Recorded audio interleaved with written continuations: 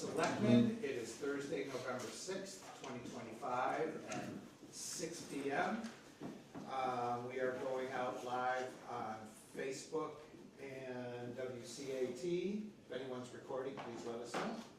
And we'll start with the pledge.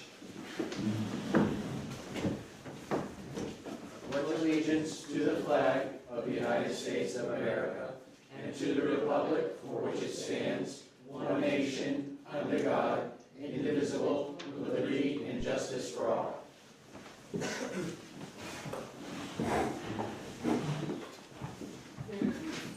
you're going to address the board tonight, please tell us your name and who you are, or, well, who you represent. Okay, so we're going to open our first poll public hearing. In accordance with Massachusetts General Law, Chapter 166, Section 22, a public hearing will take place for consent to install one joint-owned pole on Brookfield Road beginning at a point approximately 575 feet south of the center line of the intersection of South Bridge Road Extension. Install PL number 13-84 approximately 575 feet south of the center line of South Bridge Road Extension. Anticipated vote? You're representing? Yes, Diane Klaus, National Grid. All right, tell us about. We're replacing poles on this street as an asset replacement work, and this particular pole 13 is not guide at all currently, and needs to be. So this stub pole is for that purpose, to guide pole 13. Oh, you're not replacing the pole, you're just. We're replacing a few poles on the street. We're replacing pole 13, and we need to add a guide pole across the street from it, Oh, I pole see. corner, Okay. that it doesn't have now, so. Just improvements for National Grid internal work. Yeah. Any questions? Yeah. What's the upgrades needed for? What's The age of the poles, what size poles you going to?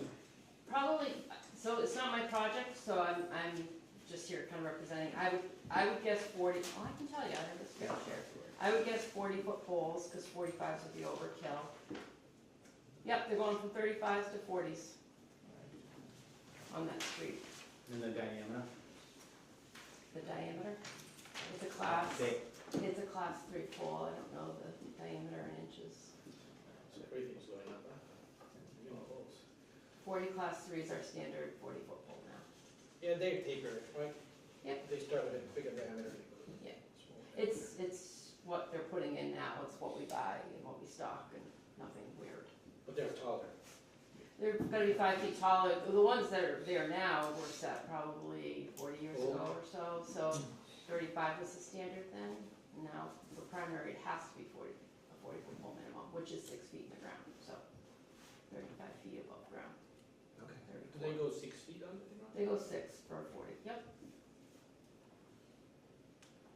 Any questions? No. Any questions? We open up to the public. Yeah. Okay. I have a question, John Freeman, Little Island Road. Is there any smart meter antennas being used on these poles On this project, as an upgrade here? well, that's not what the purpose of this is for. The other pole hearing, yes, it is, but this one is just upgrades. Will there ever be an antenna on one of these poles on Brookfield Road? I can't answer that. Because I would know, you know, they're having to put them everywhere in town, in all towns. You're talking the antenna that sticks at the top of the pole, yep. That's not the purpose of this pole or the upgrades we're doing today, but things change. It's 2 pole hearings. Would we need a hearing if you're gonna put an antenna on? Nope. Okay, you just. Only if we're upgrading, only if we're upgrading the pole and had to move it somewhat. Like the next hearing, we're adding a pole for an antenna, so that one we need a hearing for. Because it's a new pole. Right. Yeah, okay. Correct. Any other questions? Any 5G switchers on this pole? I don't even know what you mean by 5G switch. Verizon. Yeah. The Verizon internet's being put in everywhere into the town. Yeah, not from Verizon. That's fiber optic. Yeah.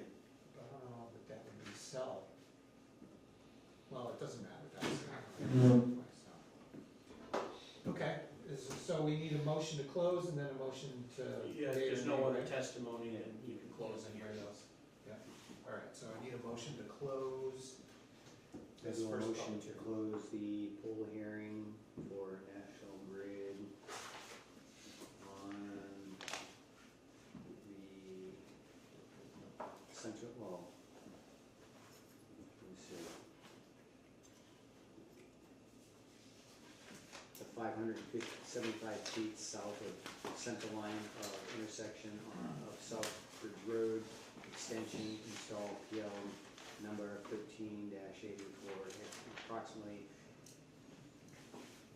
575 feet south of the center. Is there a second? Second, All in favor? David Dufresne. Derek Bailey's aye. Richi Hacker, aye. Okay, is there a motion to approve this? I've heard no objections to anything on it. It's No. just the pole being put in, Yeah. upgrading the pole. So I'll do a motion to approve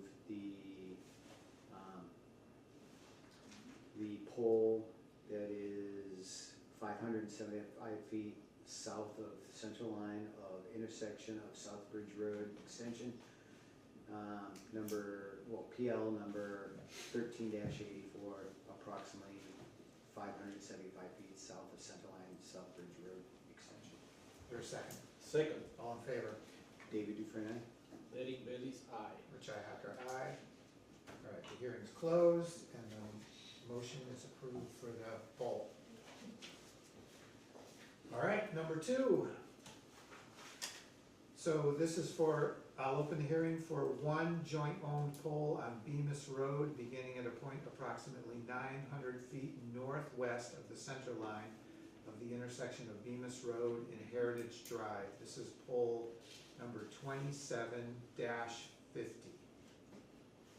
And what's an EMR? Install EMR at P27-50 Bemis Road. I'm gonna defer to Peter, this is his project. Hello, sorry, I was a little late. That's Traffic, okay. So the AMI is the automatic metering infrastructure that National Grid has been implementing the last couple of years. So the EMR is essentially just a mesh extender. We put these radio devices called Gateway 1 or Gateway 3, and then what the EMR does is it just boosts that field of effectiveness. Okay.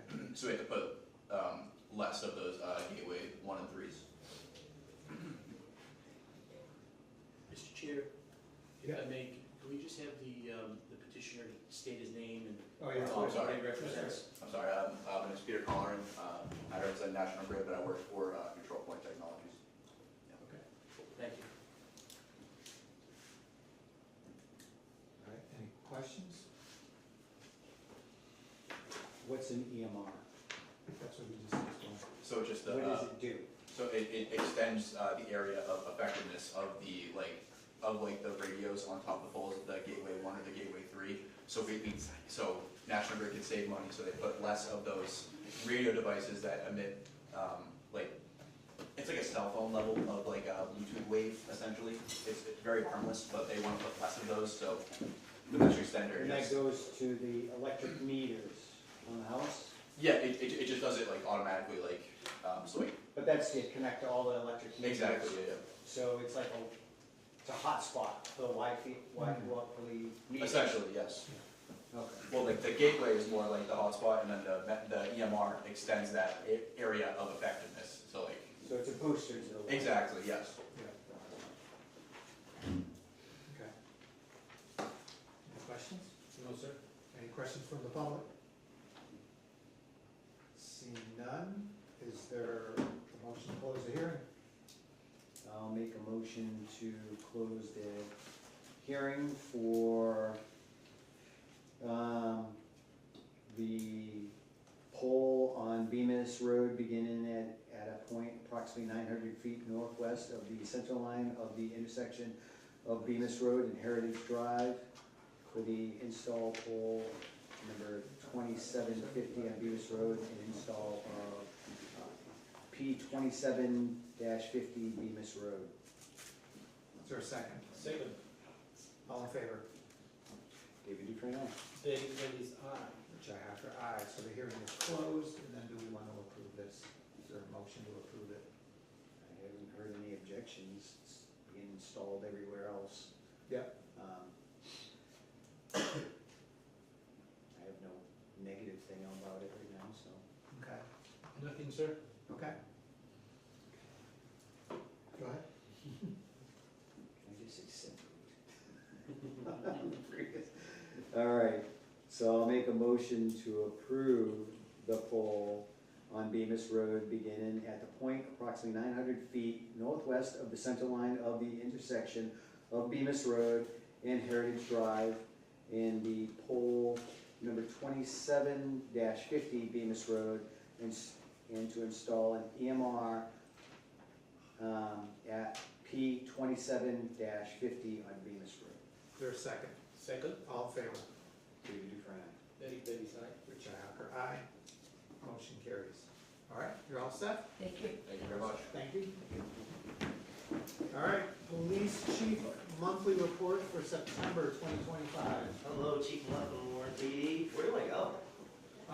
Just be in front of the camera and you're good. Right here, I guess? Two cameras. All right, for the month of September, the PD logged 1,523 calls of service, investigated 2 felonies, had 67 incident reports, had 3 on-view arrests, 6 warrant arrests, 13 summons arrests, for a total of 22, 0 PCs, 1 juvenile arrest, 192 motor vehicle stops, 156 citations, and 8 motor vehicle accidents. Beginning of the month, the school started in session for the year. I spent all day on the 2nd, bouncing between the schools, interacting with the staff and students. I'd ask the public to please keep a lookout for those flashing red lights on the school buses, and also the walkers, please drive safe out there. On the 3rd, I attended a department head meeting put on by the town administrator, Forever. Also on the 3rd, all the department's radar equipment was recertified. On the 16th, 17th, 18th, I attended my yearly in-service with chiefs throughout the Commonwealth. This is one of the yearly requirements that I need to attend to keep my post certification. On the 23rd, I attended a walkthrough of the building for a potential future site of the dispatch district. The site was located in Auburn and is at this time is one of 2 sites being considered. On the 24th, I attended a class put on by our insurer Maya. This class was winter preparedness and will go towards a credit on our premium. Really wasn't for a police chief, but I went and sat through it. Mike would have been great in that class. On the 25th, I attended a retirement for the hardworking New Braintree Chief James Ayotte. Chief Ayotte was one of the chiefs that really helped me out when I first took the job of chief here. I'd like to congratulate him and wish him a happy retirement. On the 27th, we conducted our last complex meeting and had some great participation from the residents that attended. And finally, on the 30th, I attended a class on obtaining grants put on by the Municipal Police Institute. Okay, chief, what happens when the school bus has flashing yellow lights before the red lights go on? Is that one of those questions, like you hurry up and get through the yellow red light? No, slow down, stop, you're getting it safe. I might have received a warning about 6 or 8 months ago. Uh-oh. Because I went through the yellow lights. Didn't realize. Slow, come to a stop, yes. Yeah, It's not go faster. This also applies to the school vans too. Yes. Yeah, Those are, That's the biggest problem. That's the is biggest people problem, going is- past the vans. it's not so much the Lezac buses. Lezac buses are well marked. They have good lights. yeah. It's, I forget the other name of the Van company. Vanpool. Yep. Their vans are terrible. They have 2 lights that are in the front, and if they're the 15 passenger and you're behind them, sometimes they don't, I know like people go by, they don't have the arms that come out that say stop either, like Lezac buses, so they are a problem, like, everyone needs to keep their eyes out for those. Still a school bus. It's still a school bus, they still have to stop, they have to pay attention. Yeah. Chief, I see sometimes the buses, the big buses, when they stop, they kind of like go and block the whole road to not allow the cars to go by when the lights are on. Yep. I think that's great. Yep. The minivans, they go on the side of the road. That was the other problem. And they start doing this, and when she turns the lights on, They're and the confusing car the goes drivers. by, Yep. everybody's confused. We had one spot, they had a little turn off on there, so the driver of the van would come in and they pull into there. And then cars would go by because Just they're off the because road. they're not, Exactly. they're not on the They're road. confusing the driver. They're confusing the driver. you think it might be a good idea to have like a little chat with them? I did have a chat with them when I had that problem, but They're still doing it. are they? This was recently. Yeah, I had a chat with Because I stopped, when I saw her pull it, McCarthy, Van Pool. Yeah, I think it was McCarthy I had talked to last year, because they had a stop where they were doing that, they were pulling off the road and then putting their red lights on, then complaining cars were going by. Yeah. Well, So you're confusing the driver. I was driving in an opposite direction and I saw it coming and then she pulled to the side, so I stopped. And then she pulls his hand and goes, keep going, and all the cars are, passing. All that's doing is confusing the drivers, because next time you see a van do that, and you're gonna think, oh, I can go by it. Yeah, Go by. yeah.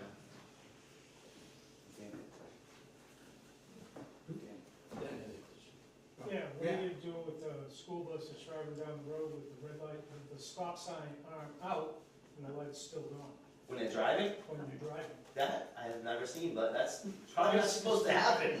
The range was twice as. I think as soon as they put that back at drive, isn't it supposed to retract? So, the doors- yes, When it closes. when the door closes, it's supposed to retract in, You're supposed to. but some of the buses have been having some mechanical problems. And if you can't get the door to close, you can't get the sign to come in, And the lights don't shut off. and they don't shut off, so that would be a mechanical problem. And I know Lezak takes them right out of service, but they have to get the bus back to Lezak. He's very good with that, he takes them right Yes, out. he takes care of them. So, but just like anything else, there's mechanical problems sometimes. Any other questions? I'm good. All right, thank you, Chief. Don't sit down. All All right. right, discussion with a possible vote to appoint Anthony M. Yep. Tentillo, how do you say your last name? Cantillo, you were close. Cantillo, Yes, sir. as a full-time police officer There you go. for 1 year good term with a wage authorization at a step 3 on the full-time patrolman scale. Anticipated vote. Okay. Thank you, gentlemen. Today I have Anthony Cantillo in front of you.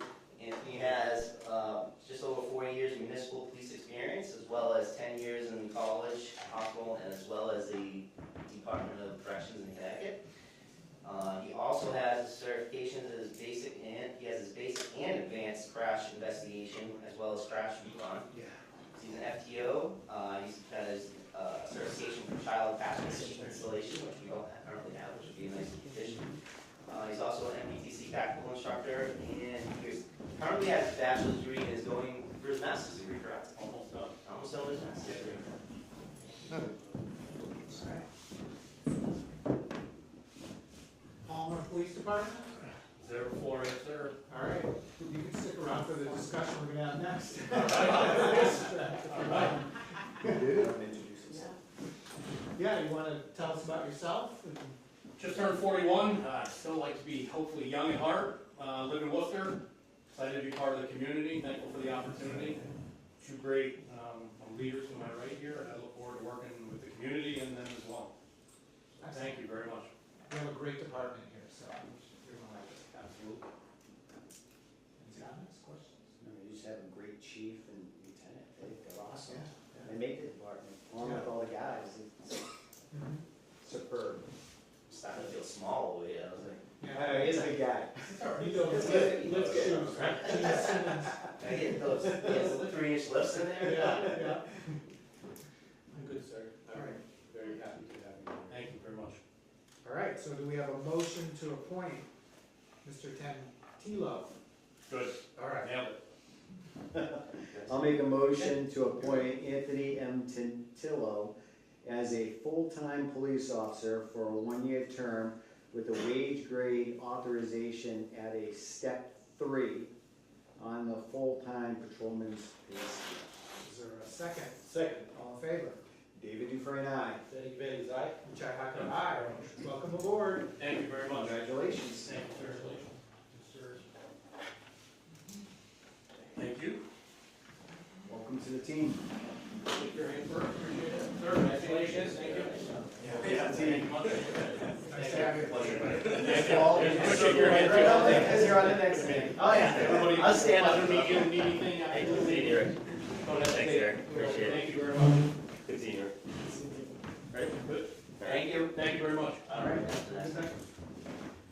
All right, discussion regarding quality of life complaints from town residents coming from Palmer Motorsports Park, specifically this past weekend and maybe even the weekend before.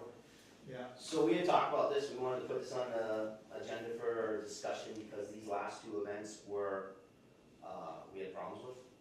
First one, I'd say, we had a lot of complaints with the noise.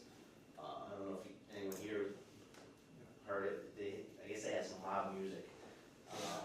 This past one, they were way over capacity, there's cars parked on the side of Ware Road, both sides going into Ware, coming into Warren. I did speak with both Ware and the Palmer chief. The Ware chief said he did get a bunch of calls of complaints from that, as well as the Palmer chief. Today I spoke with the Palmer chief again. They are planning, I don't know if we want to jump in on it, they're planning on bringing in the owner of the park at a meeting with their board, as well as the police chief. From what I understand is, these last two events, they were working outside of their permit. Basically, that park is, what it's supposed to be is a club. You pay, it's for a membership fee, and you can go up there and use it. These last two events, it seems like they were like renting it out, I would say. Yeah. Which isn't part of their scope of their permits. And to do that, they were supposed to get proper permits as well as police details, which they did not do.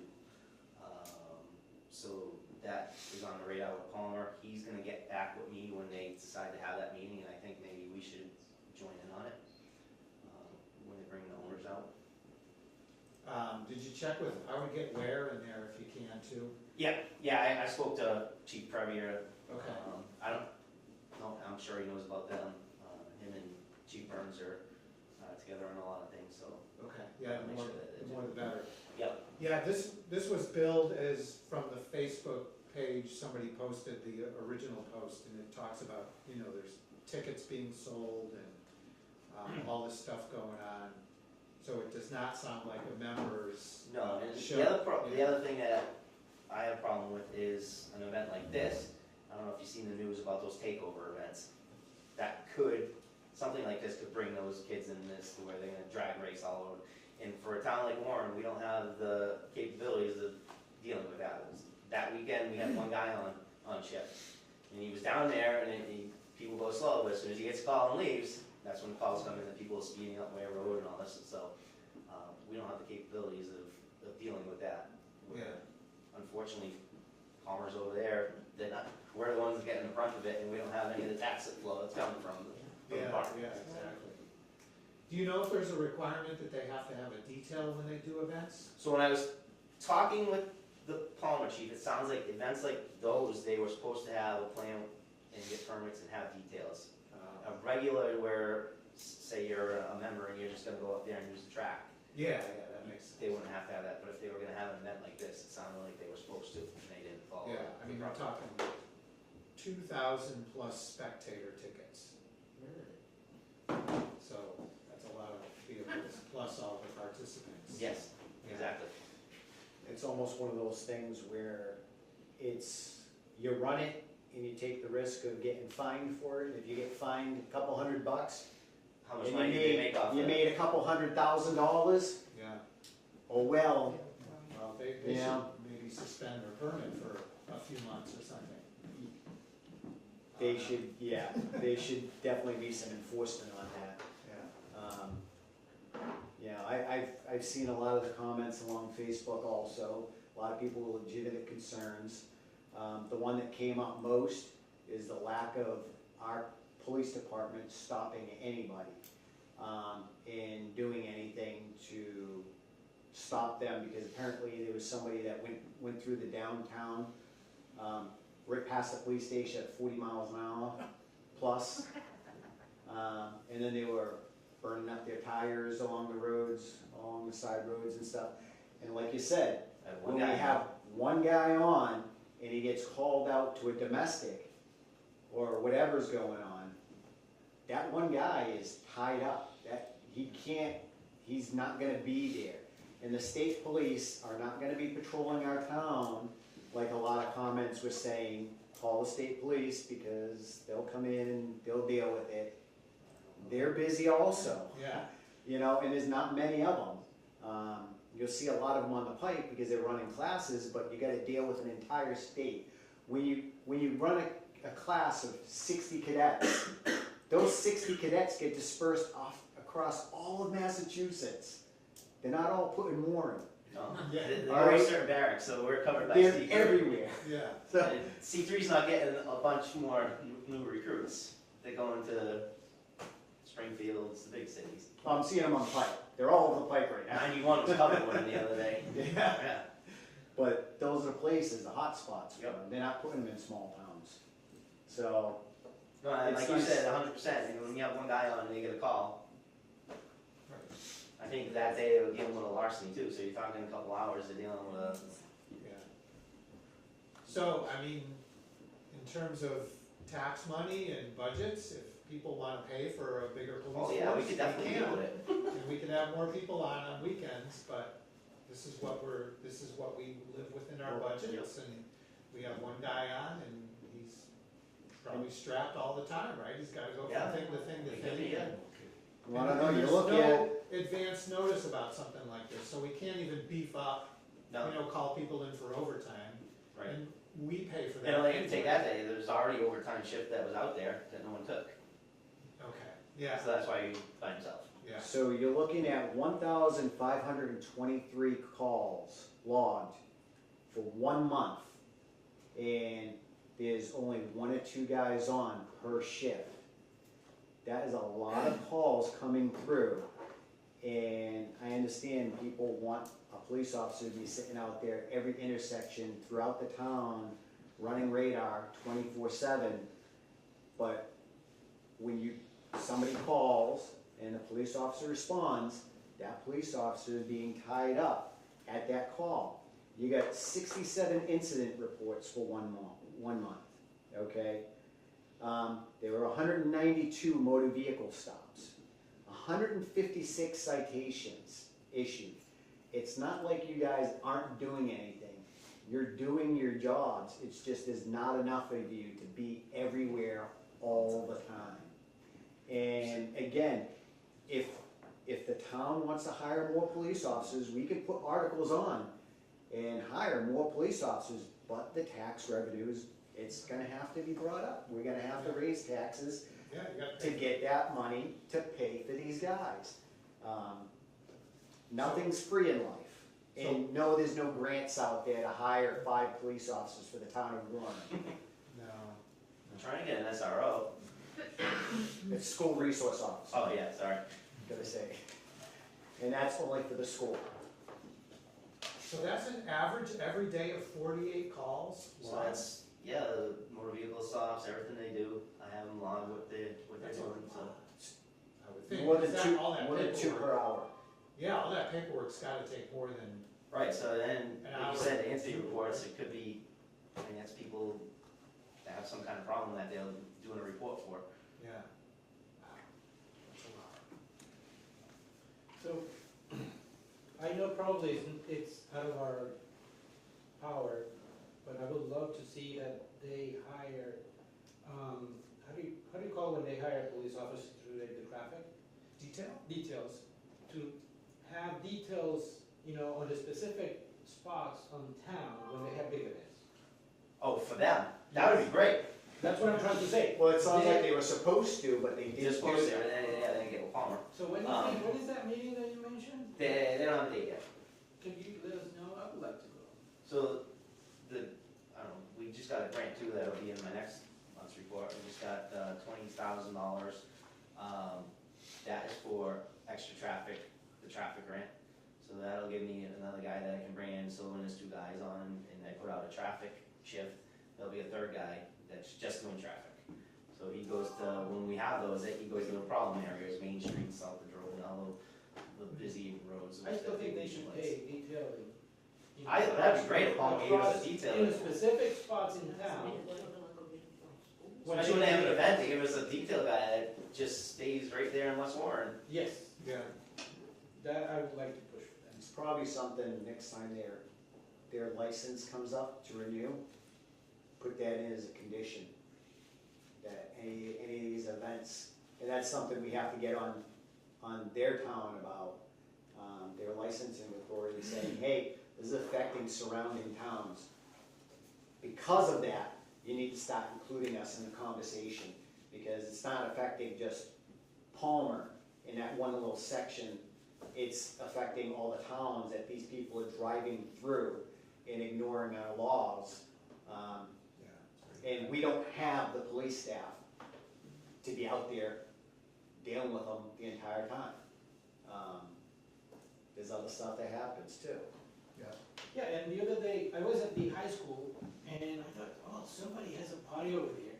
I went home, I keep hearing it, it was the track, music, You could hear the track at your from house? my house. Yeah, I've heard of Wow. my house too. You can hear it all the way along Hill, Westbrook Field, Venus Road, everywhere. You can hear them when they're driving on. So then, On we my get dash. calls for that, but we don't oversee Yeah. Larry's traffic.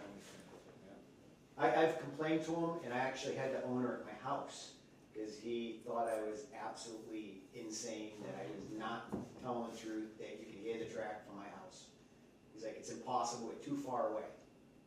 He came to my house when they were having an event, and he's like, it sounds like it's in your backyard. Yes, I'm at the house. Yep. You- Especially you now, go- it's all- Because it goes right over the mountains, and that sound just travels right over, and it's like it's in my backyard.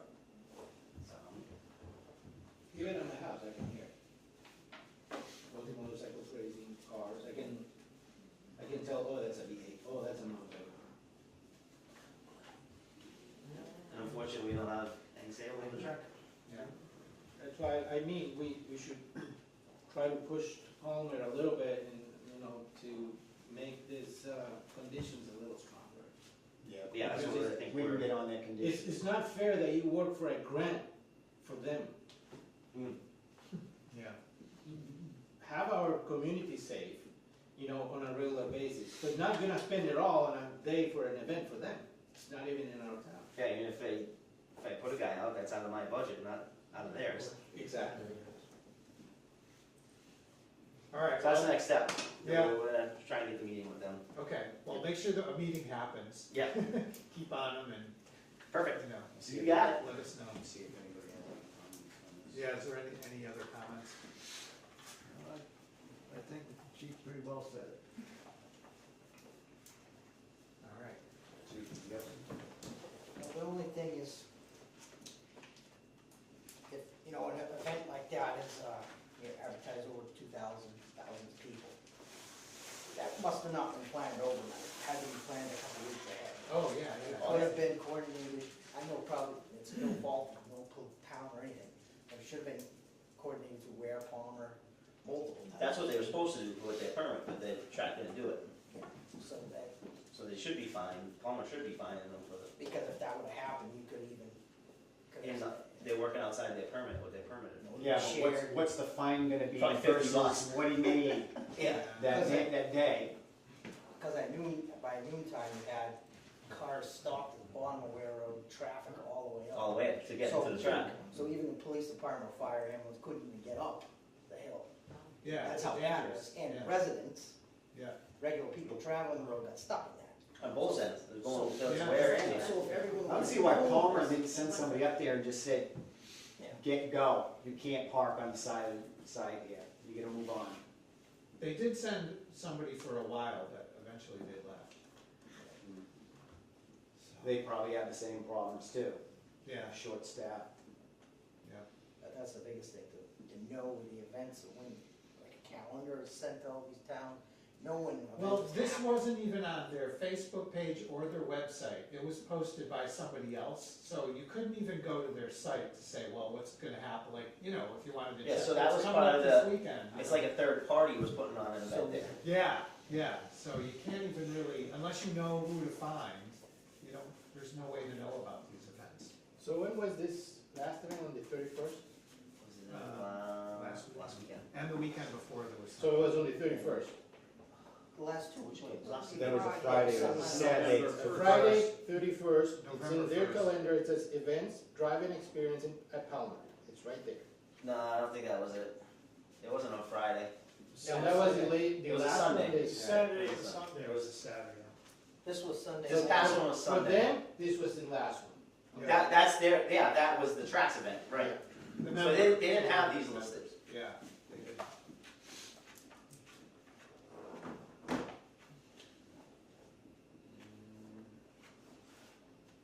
Trying to see this. The whole racetrack thing. Because they posted it on the Warren website.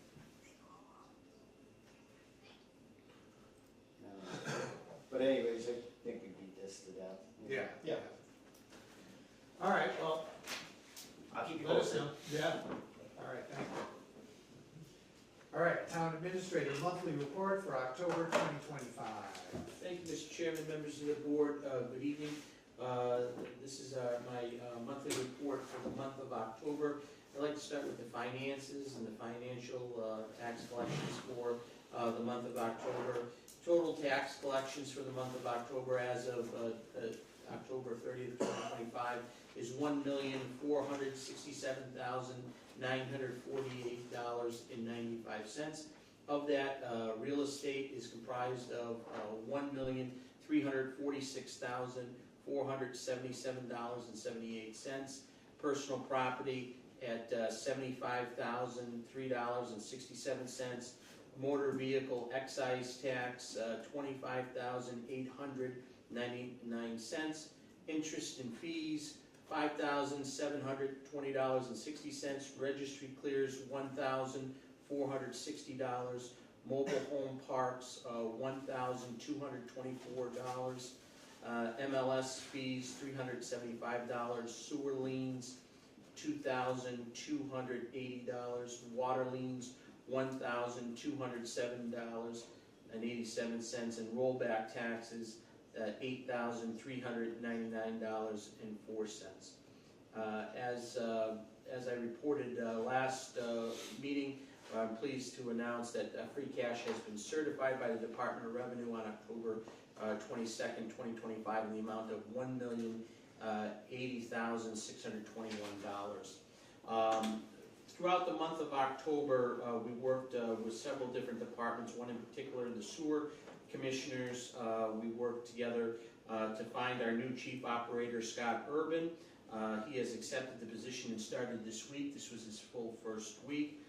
He is doing a lot with some housekeeping needs at the plant and is really full of energy and is ready to go in that capacity.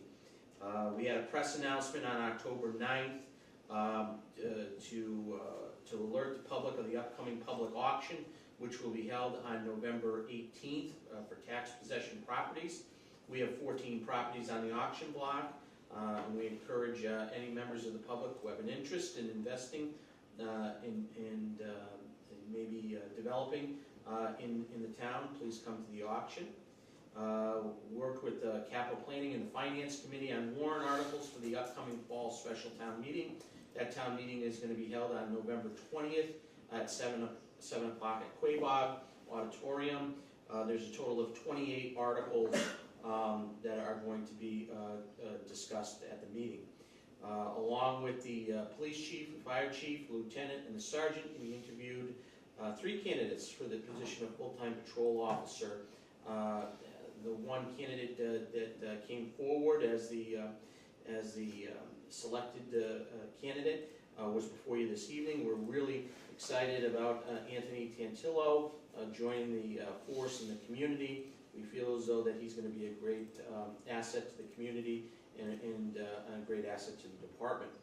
I submitted 2 letters of expressions of interest for the One-Stop Community Growth Program. One for the zoning bylaw update, and the other is for a planning grant for some additional planning needs for the town. Participated in 2 training courses put on by the Office of the Inspector General that are going to count towards my MCPPO recertification, as well as we worked with CMRPC and Quabog Regional School District. We came up with a final grant submission and application for the next round of green communities for the Warren Community Elementary School. We started with the Green Communities project at Warren, then we went to do some properties at town properties. We did this building, we did the Shepherd building, now we're going back to the community, Warren Community Elementary, to do the building envelope. And that we're hopeful that that's gonna save significant money in energy efficiencies, as well as taking care of the building envelope that will allow us to do other grants with green communities that will go beyond the building envelope.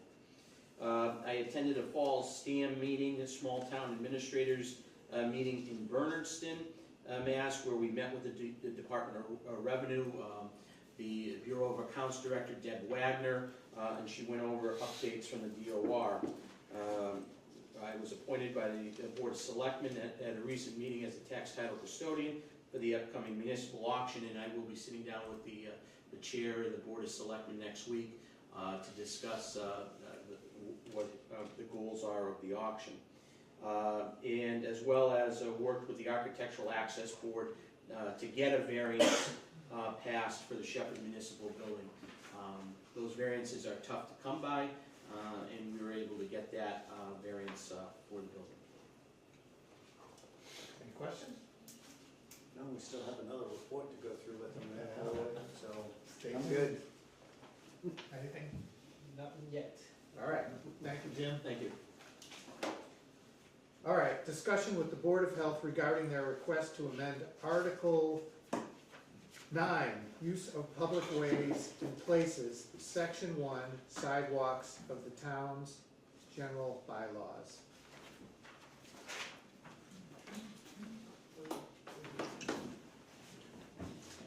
Yeah, I'm perfect, all right.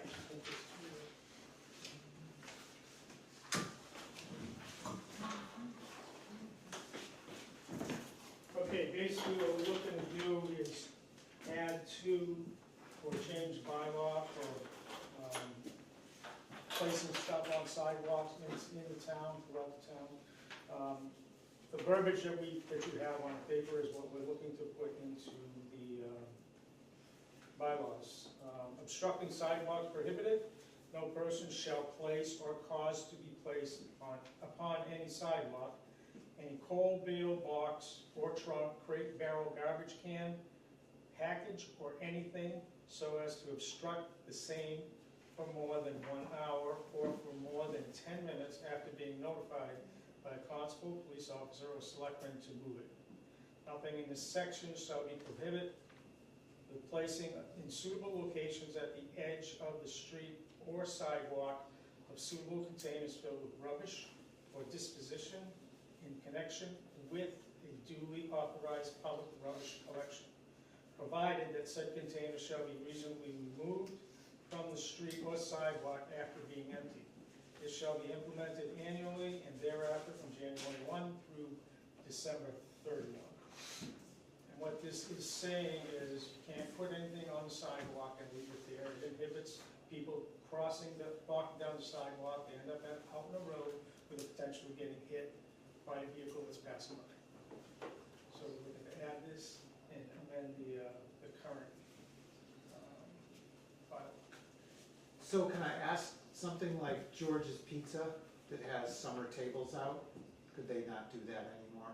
They can't put it on the sidewalk. It's a Okay, public way. okay. It has to be on their property. So, I don't know, do we have anybody else who puts stuff out? Maybe the village market? typically, you see a lot of, Village Market has it, but they have a little, Tables, right? They they have have a a lane. paved area that's right there in front of their store, before the walkway, so. you know, and a lot of times you'll see the bigger apartment complexes, they leave the barrels out there continuously. Even after the trash men pick up, they're out there on the sidewalk. They have cars parking up on the sidewalk. Hmm. So why would a selectman be an enforcement officer for this? Selectmen should be. You're part of the town. A You police gotta officer, that would be a Board of Health issue. approve. It is a Board of Health issue, but it has to be backed up. It has to be what? Backed up. Backed up. But why wouldn't it be from a member of the Board of Health? instead of selectmen. Because the selectmen's not gonna go out there and check people's No, properties, That would inspecting. fall under our health inspector. I'm just So saying you're the saying word. it's out of our lane? Yeah, it is. It's out of our language. Well, it's out of selectmen's lane, because Yeah, we're not that's- out there doing inspections to people's personal property. You know, if it's a constable or, police officer, Yeah, I think I agree. I think it would I would make it say Board it'd of be Health. Board of Health. Representative of the Board of Health or something. Well, that would be, again, the health inspector who does that. Okay. She goes around on the different inspections and she can notice this stuff. And we can also, you know, as we're driving around town and running the Board of Health, we can also assist with that. Yeah, I would probably remove selectmen and put member of Board of Health in there. Yeah, We can do that. or Board of Health representative. Yes. That could be Yeah. you, that could be your agent, you know, anybody associated with the Board of Health. Well, and again, we're falling more into the shared services program, so we get a lot more things accomplished through that. And we don't pay for any of this in the shared services, it's a grant that we're working off of right now. So we can have added time for the health agent to do this for us. As long as, because she has other responsibilities at other towns also. So we split the time between all the three towns as to what she needs to do. So with the garbage can, is it realistic telling somebody to put it out there, they can only have it out there for an hour when they got No, there's some, garbage pickup in the morning? there's some leeway on this, you know, It doesn't if give you you put the leeway. thing out there during the morning and they come by during the day, you bring it in at the end of the day when you come home. I would probably pull that out and say garbage cans shall not exceed 24 hours on a roadside. Because then that gives them time to put it out the night before, then people usually get home from work and they bring it in. Because garbage usually gets picked up during the day when they're at work, and then they get home and they bring it in. This doesn't allow them to do that. It gives them 1 hour. Even if it was the evening following garbage collection, so they came by at 2, by the time the person gets home from work or whatever, then they My- should have brought that in. Well, yeah, I mean, it's common sense when you, Well, my Put the concerns trash are is out when you there. put it in writing saying one thing, somebody in town is gonna look at it and say, the bylaw says this. Yeah, yeah. So that needs to be enforced, and we need to have a police officer go down the road and give everybody a ticket that has their garbage can out. Yeah, So it will happen. that will happen. but you can't disclose or not use the police when they're running through the town. If you see something, let us know about it so we can address it. Right, I'm just saying, if anytime you put something in writing and it's codified, people will hold us to the letter of the law. that it said. And I would pull the garbage can and recycling barrels Yeah. and just say, with the exception of these two things, for a 24-hour period on trash days. Yeah, on trash days too, you could limit it to that one day. Because it's a trash day, and different people have different trash days. Right, but you also gotta look at, what we're looking at is people put stuff out on the road, on the sidewalk Mhm. for free, and it sits there, and it sits there, and it sits there. No, That's not including this. This is No, that's- garbage cans. So if you have a garbage can from a company, and you threw all your trash out there, and you put it at the end of your driveway so it can be picked up in the morning, this prevents you from doing that because it's only 1 hour. And you know there's gonna be a neighbor out there, we have them, that will, an hour and 10 minutes later, this can has been out there for 72 minutes, and I want it removed. You know we'll get the calls. Okay, so we'll make the adjustments for 1 hour, from 1 hour to 24 hours. On trash days. On trash days. Yeah, say specific, so people will say, well, it's my trash day.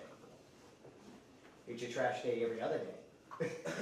What's your trash day? So it gives you a little enforcement option, so you know what trash day they have per their contract. Yeah, but I don't know that. No, but they'll have that, and you can, well, it says on your trash day. So they don't pull any of that every other day leaving it out there. All right, we'll do that, and then we'll take the,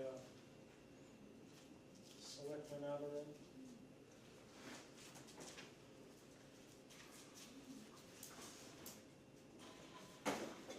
Well, so your second sentence kind of covers that. Maybe just tighten it up a little bit, talking about the time period. Because it does say after being emptied, but again, it could be 1 in the afternoon and the person's not gonna be home till 6. So that's why you get the 24-hour time frame. Yeah, 24, or even end of day. End of day would be, huh? The other thing about it being empty, we could kind of work with the trash companies after a while, notify them, maybe get it on their property after they dump the. There's a lot of times they pick it up, Try to get it on and they their A property. lot of them won't go onto somebody's, They don't They get won't- trucks. yeah. They've got the reach Yeah. trucks that can put them back where they pick them up from instead of dropping them in the street or on the sidewalk. Yeah, That's the company, and that should be the person complaining and saying, hey, yeah. stop dumping my trash bin in the street. You know, Mm-hmm. and I think if it's in the street, then it becomes a road hazard, and it affects the law, because now that's a state law, because you can't be putting stuff in the road. And then when the barrel's empty, the wind blows it in the road, and it is. That happens though, we have windstorms, and everything ends up everywhere in windstorms. We can understand that, but people just being jerks and leaving them out there for weeks at a time because they don't wanna carry it up their driveway, that's a problem. And that's just, it's not just trash, it's other items also, like I said, stuff put out there for, I don't want it anymore, take it for free, and it ends up there weeks on end blocking sidewalks. That should be happening. Yeah, Well, they can we've put it on seen, their I've seen lawn. couches and stuff Put it out on there. their lawn, Or back, on their driveway, just up right, from the just sidewalk. keep it off the sidewalk. Yeah, yeah. Okay. Because the sidewalk, it's a vehicle for people to walk down through town, to the neighborhoods, whatever. It's not meant for storage of debris or equipment or whatever it might be, or cars being parked on. The only thing I could see is the exception with the trash cans, because some people don't have areas in front of their house other than the sidewalk where they can put one. Yeah, I think this second sentence will cover that, I'm sure. All right, so I'll make those adjustments and I'll bring it back to you. Question? Yeah, 2 actually. So I heard your intent is when people put something like a couch, it's for free and they leave it there. Would it be nice, even if there's no sidewalk? Because some houses have no sidewalk. Right, you don't. So They put it it on would be the a good, street. yeah, it would be a good chance to add that on.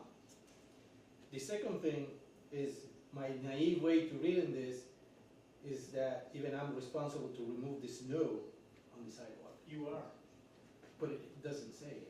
It has- That's another bylaw though, That's right? another bylaw About altogether. snow. Because you guys, meaning highway, We do certain sidewalks that the machine can fit on. but it would be really, I see it in other towns, everybody's Yeah. responsible for your If you sidewalk. own a business in town, you're responsible for making sure the sidewalk is clear in front of your business. What if they are not a business? If you don't have a business, the sidewalk in front of your property. It's the responsibility of the landlord. Right. Or the tenant. Because However the contracts are. through the Yeah. years, I've seen so many people complain to the town that the roads are not clean and the kids are walking on the road, going to school. So if we are changing this or something, it would be nice to really, make it obvious that first, nothing on where the sidewalk is supposed to be, because people think that where the road ends, that's where the property is. And it's not, it's about 3 or 4 feet inside, maybe 6 feet sometimes. So anything that put, like I don't know, call it 5 feet from the edge of the road inside, it's not your property, you can't put anything there, even if there's no sidewalk. Right? Am I talking too much, but? No, Okay, so, and also on the mornings, you know, when the winter, it'll be nice if people clean it so kids can go to school and not, because when I'm driving my kids to school, I can see kids going down the road, you know, in some segments. I see the parts that you guys clean and they're okay, but some sections are not. Especially when, even, it gets dangerous even in the part like where there's no sidewalk, because then people is walking on the road. like, usually on your roads where there's only one side sidewalk, it's been designed that way. You So- don't have sidewalk on both sides because the road is not applied to that. That's So the sidewalk goes down one side of the road. Yeah, and that, and we don't have cross painted Right. things either, so I just think all this is good that we're working on it, because, or you're working on it, because it's about the safety of the people. Yes. So with that, I understand what you're saying, and it is a concern, but the problem is it literally becomes a slippery slope because you have to enforce that. And you can put bylaws in, have bylaws, but you have to have an enforcement mechanism. Unless you have somebody going out there and looking at everybody's sidewalk throughout the town and start writing fines for everybody that's out there that has snow in front of their house, okay, it's kind of a moot point because it's hard to do. It's also a situation where, do you even want to go down that road? Because we have a lot of seniors in town that really can't maintain the fronts of I their am not sidewalks. chasing the snow version down the road. I See? am not going there. I am looking at the trash and everything else that's Yeah. on the sidewalk. I'm just saying, with that, when you start getting into that snow removal, it's good to make sure people do it, and it's respectful of your neighbors to be able to do it, and you should be doing it.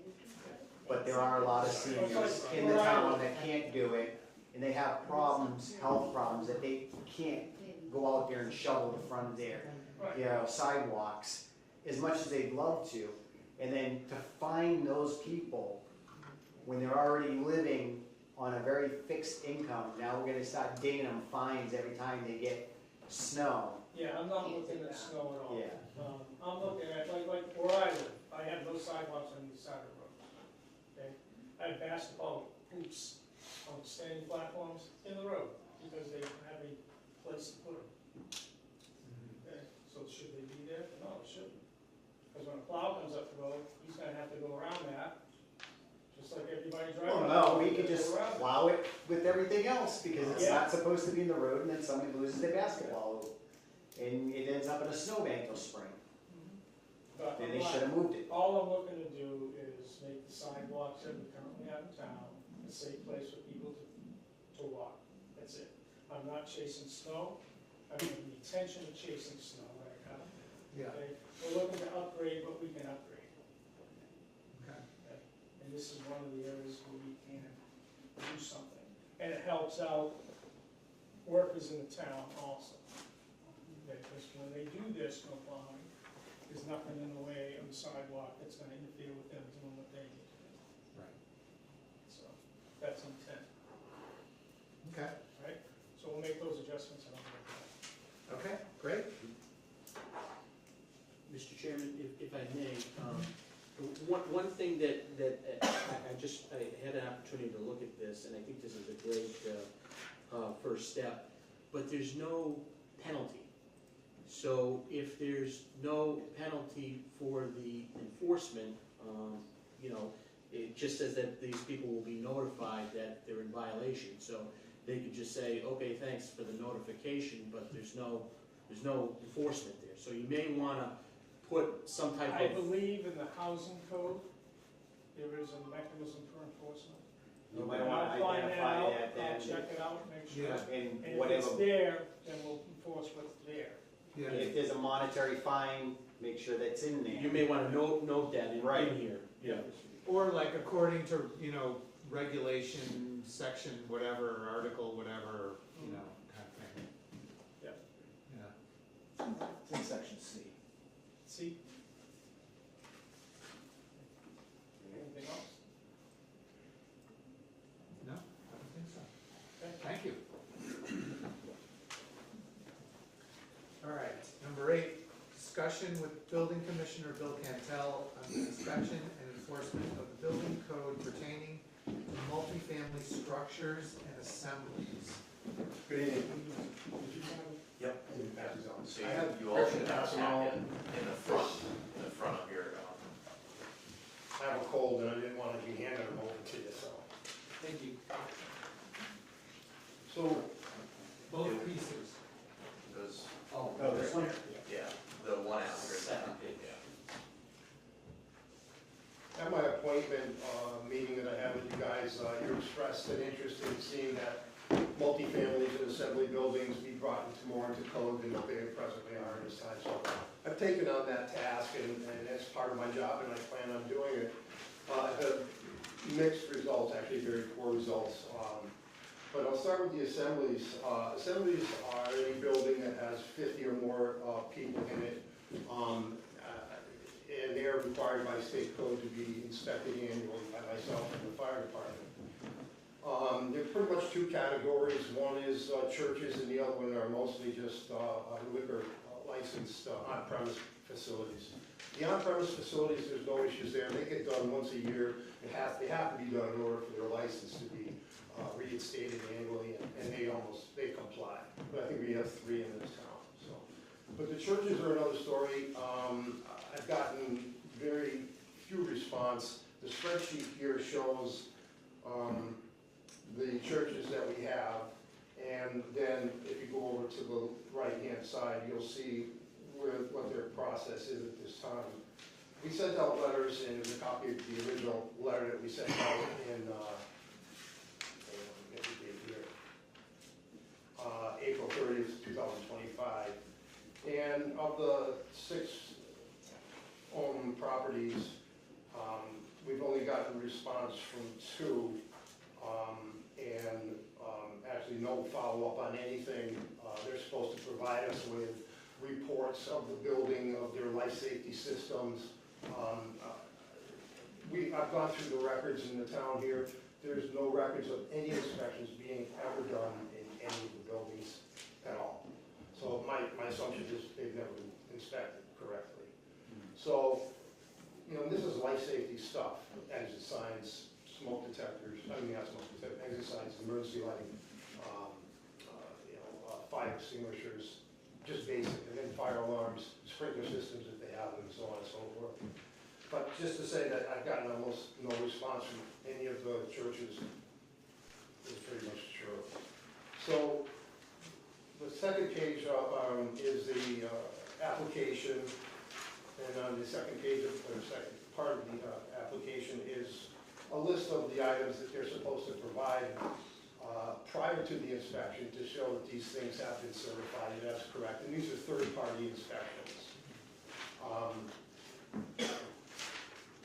And then the next list is just a basic periodic inspection checklist, something that they can go through to see that they comply with what it is that the fire department chief and myself will be looking at. But to say that we've gotten very little response is pretty much it. St. Paul's Church, I'm trying to think here, I can't think off the top of my head exactly where each one is at. But there are 2 letters, follow-up letters, I believe, that you can review when you have time. And it basically says, please, follow up with the requirements of the 110 inspection table. So those are the assemblies.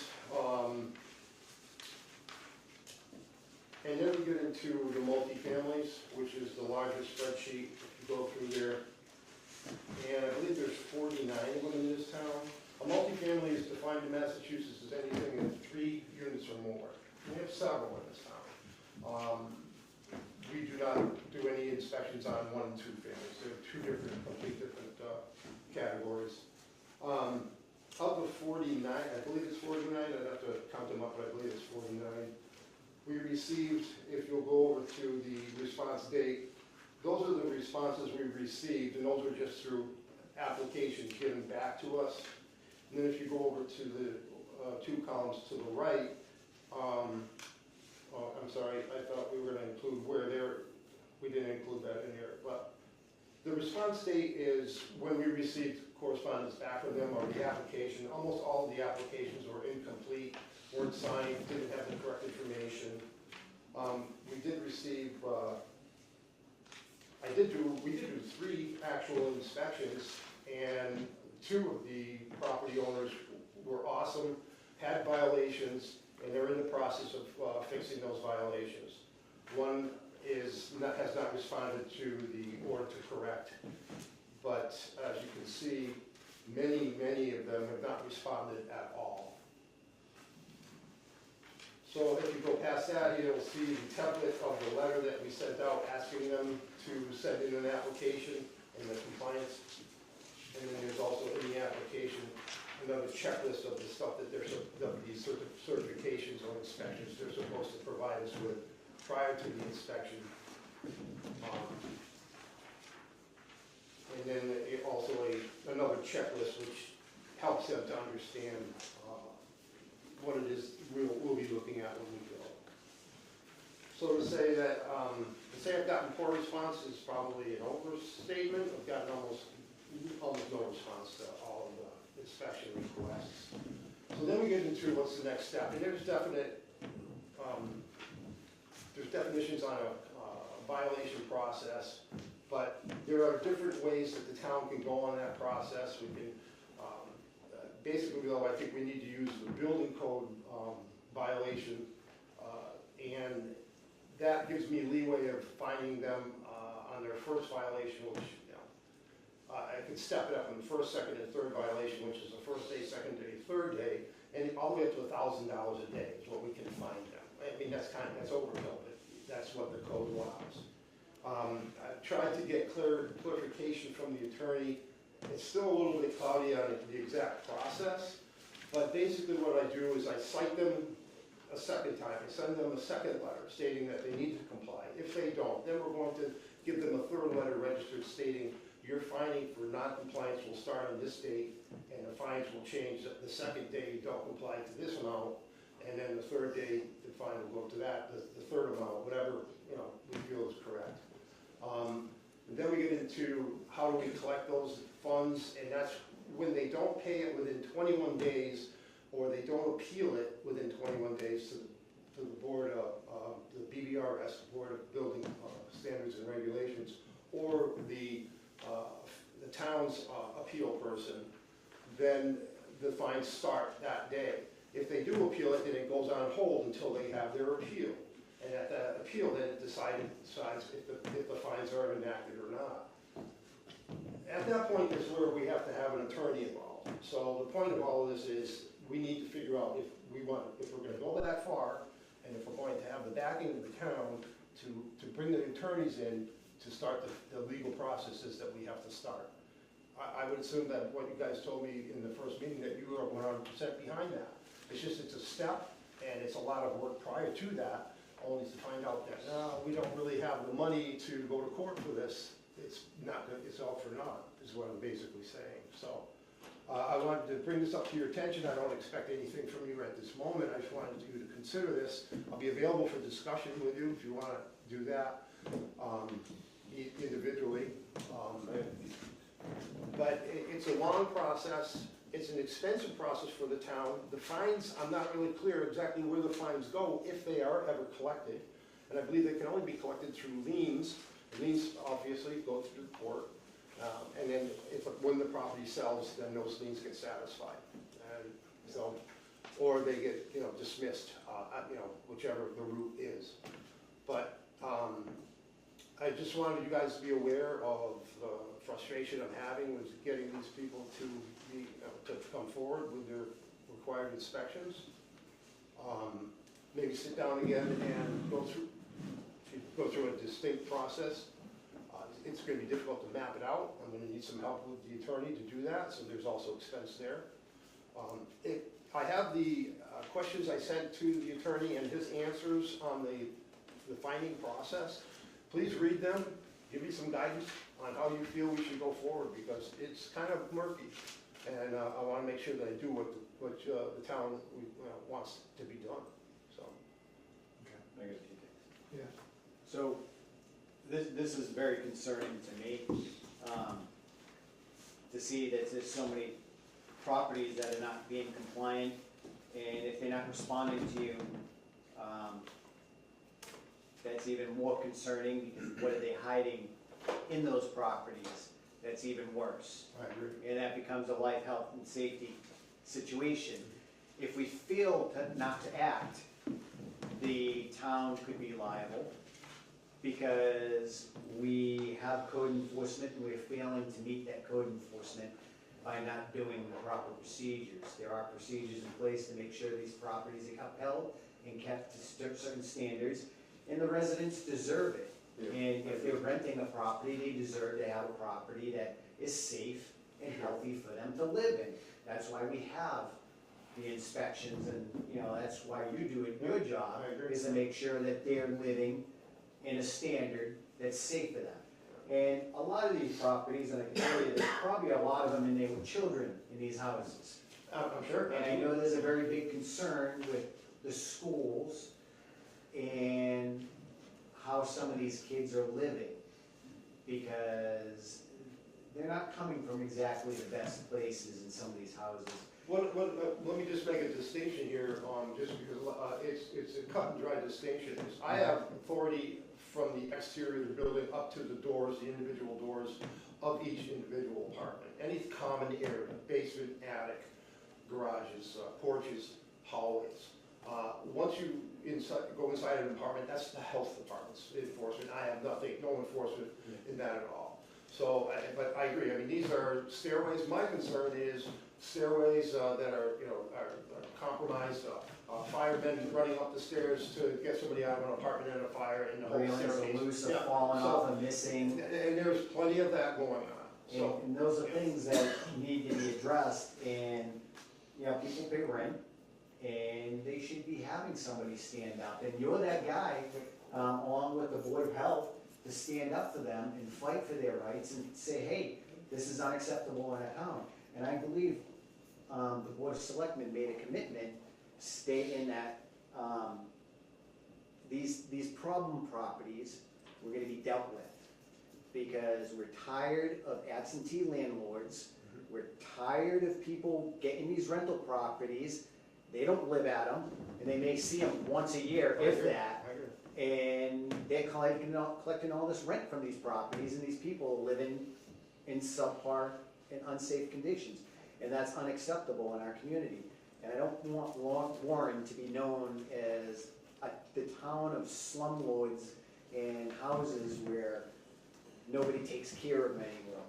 And we have to, just like before, when you have bylaws or laws, you have to have an arm of enforcement for that. So you have to be able to say, I don't like this, and we're gonna do something about it, and we're gonna enforce it. So that's the whole point of doing this, is getting people involved and enforcing these things.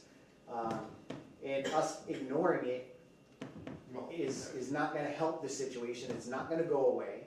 Well, it just encourages it. And it encourages it, and it takes away what you can do. Because if we're saying, oh, we don't wanna get involved in that, we're worried, we're afraid of that, because, we don't wanna dig up any bad information, No, bring it out, let's deal with it, let's get it done with. Well, that's what my purpose of this meeting is to find out how aggressively you want me to go after this, and, I mean, I'm ready to go. I'll sit down and put some type of plan out. I can tell you right now, just the areas that these houses are in, I can tell you that it's not new information. Yeah, right. North Street has been a problem for a very long time, and they've been on Board of Health's radar, many properties there for a long time. I think one of the properties there, they're transferred recently, and they seem to be more receptive, but I haven't really met with them yet. So we've had property owners here stand here, promise us, and say, yes, I'm gonna do it, I swear I'll take care of it. And nothing ever happened. As soon as he left, and he went completely off radar. So it only hurts until, they only take attention when it starts hurting financially. So, and that's what the process is there. I just need to know that I have the backing to go after it correctly, and I will. I mean, it is going to cost the town money in legal fees. So, and they with that- may or may not be recoupable, I don't know.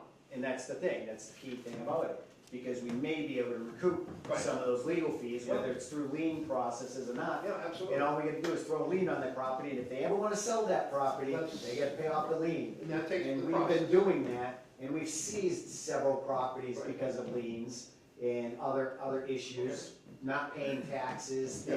things of that issue. We have 14 properties that are going up for auction. Yeah, and I think that's a Because- great change in the law that allows the towns to do that, right? So, I think if you work with Mr. Ferrara on the Yep. legal details, Yeah, okay. and figure out how it is and see if we can recoup, because if we can put the, right in the legal fees and anything you're doing, I believe that there's an absolute path for that, and it goes to court, and then we, do a lien on the property, but it has to be done with the. we're gonna have to pay the initial lawyer Yeah. fee, but then we get it back Get it later back, on. right, through But property acquisition. again, then we fix up the property, and Yeah. if these people don't wanna do that kind of business and they say, you know something, I'm not gonna do that, then they can sell their property, and a responsible landlord can come in here and fix up the property and make it nice for the residents.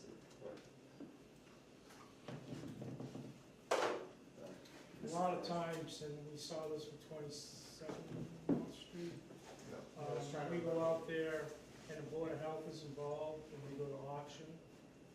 Nobody's gonna look at the property as long as the Board of Health is involved, because they don't wanna inherit all of those things. Did you have something? Yeah, thank you, Mr. Chairman. So I had a chance to read some of the presentation that Bill had put together and the comments by Jeff Blake from KP. Again, I think problem properties definitely need to be addressed. What we're talking about here is a couple different scenarios. We're talking about, there's tax properties that have tax issues, there's Board of Health issues, there's building code issues. Those are all three different pockets of potential violations or things that need to be addressed in a community. The stuff that Bill is proposing and that was mentioned to him is something that is new to a lot of these people that are on this list. And what I mean by that is, and Bill prefaced when he spoke this evening, there's no records that this has ever been done before. So the people that are on this list, this is something new that, because of Bill's foresight, is sending out letters and is doing what, should be done. So this is new. And there's a fee attached with this inspection as well, $100. So now, not only are they receiving something new in the mail, they're also asking to pay this fee for this inspection, and they just got this, a month or two ago when Bill sent out the letters or whenever he did. And so it's a process, and we're not going to get 100% of the people, yeah, let's go, here's my $100, let's go for my inspection. It's gonna have to, there's gonna be a component here of education that is needed to get people to buy in to do this stuff. And I believe the courts are gonna see that if and when we have to go to court on these matters. So if we're gung-ho, and I'm all about being gung-ho and taking care of problem properties, but on this particular situation, there may well need a more educational component attached to this, a second letter, maybe even a third letter, getting people out, about this and doing a campaign on saying, hey, look, this is what we're expecting the new standard to be, and these are the requirements we're looking for. And so instead of trying to just put this out there and then start charging fees and fines, and you know, I think, you know, a judge will look at this and say, what are you doing to work with, you know, these landlords to try to bring them into compliance? Can I So, speak to that? Can I speak? So my plan is to do a second letter. In that second letter, it's going to be a little bit more enforcement's going to be listed. I will say that, you know, I will cite what the violations are and the potential fees or fines will be. And I'll say, I'll give them another 30 days to respond. And then when we don't hear any response in those 30 days, that's when we'll get into the registered letters with clear-cut fine dates cited. So I understand what he's saying, and I'm sorry if I wasn't clear, that is my intention. My intention is to send out a second set of letters, but I wanted to make sure that I have the support of the select board first. And then I will, again, just ramp it up slightly. And then, and the third letter, it will be more or less like, you're going to respond, or we're going to start legal proceedings against you. So my question is this a new law, No, or is this an old law that we're just finally enforcing? yes. it's an old law. So that's a big difference, because ignorance to the law is no excuse. And just because we haven't been doing it, doesn't mean it shouldn't have been getting done. And if you're a landlord and owner of property and you're out of town, you know the law. Yes, So, yes. absolutely you do. So, again, all we're doing is coming in compliance. And it's not like we just came up with this law and we invented this and all of a sudden this is brand new language in the letter of law. All it is a law that's been on the books, we just haven't been enforcing it because And we they're haven't well had aware, the enforcement on it. anyone that owns property as a landlord, they're well aware of what Massachusetts code is. They just choose to ignore it. I mean, there's going to be one or two that actually live there and they've just been there forever and they don't understand it because they're not a real business. The state of Massachusetts looks at any three-family unit as a business, not residential first, but it's a business of residential properties. And that's it. And it's a whole different code book and a whole different way of enforcement. So they're well aware. So my thing is, yes, it's probably newer to these residents that they haven't seen this in a while, Absolutely. or at all. So yes, there is an educational part to it. Same thing with Board of Health. That wasn't really been done well for many years before the new Board of Health took over. And now they're enforcing it, and it was culture shock for people. But it's something that should have been done the entire time. Same thing with taking properties. We have properties that were what, 16, 20 years, never paid taxes?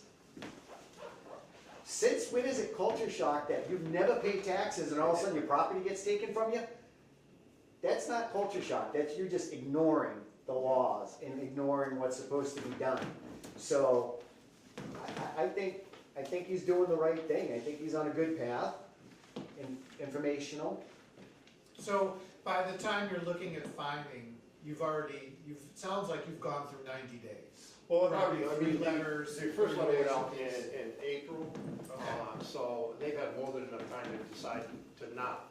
Right, so now it's follow it up. 6 months. Well, as I said, like, I got some responses. I got 2 that have gone through the process and they're now making improvements. But those were professional people. They understood that, yeah, sooner or later, they're gonna end up doing it anyways. And they're gonna have to deal with all of this enforcement also. So, and then whatever cost that brings it. I mean, we get to save up the costs of what we do for enforcement and charge them for that too. Whether we do that, cost of letters and so on. But once we hit the attorney stage, all those costs can be attributed to the property owner through the lien. I mean, you look through this list here, there's LLCs galore. Those people know. Yeah, These What are is going professional, on? these are companies that are doing this. Real estate properties, Yeah. investment partners. It's just because Groups. Warren hasn't ever enforced it, that they feel that, well, if they don't answer these letters, then maybe they'll go away. Well, they haven't met me, so. This it's isn't not going somebody's away. grandmother that's sitting here trying to do an investment property. There may be 1 or 2 in there. Yeah, there's LLCs and partnerships, yeah, trustees. yeah. So, So, all right, so I mean, now that I know that you guys are backing up what what the, enforcement should be, that, then I will go forward and I will present a second letter. I'll have Jim review it if you like, and he can send it to the attorney for review if you like. And then possibly come up with a draft of the third letter, which we will probably be sending out also. And that will be the registered letter, receipt required, so there's no, I didn't get this letter. And of course, some of these properties are probably defunct in their taxes, I don't know, I have nothing to do with that, so, and if they are, we're probably just wasting our time anyways, so, but that's okay. Do the whole group. And what's concerning too is the assemblies. Yeah, Because if there was a fire at a church during Absolutely. a service or during a Saturday night, so I have not been to any of the church assemblies, and I know two have transferred ownership, kind of recently, and I have not been to any of them. A rumor I've heard, and I don't know if it's true or not, but a rumor I've heard is that none of them have emergency lights and exit signs. I don't know if that's true or not, because I haven't been there, they haven't responded correctly. Some of them have responded, but they've not given us an application correctly filled out. And we're not going to take that. I'm not going to show up with a half-filled application without any certifications on their life safety systems, and then stand there and go, well, what about that, and what about that?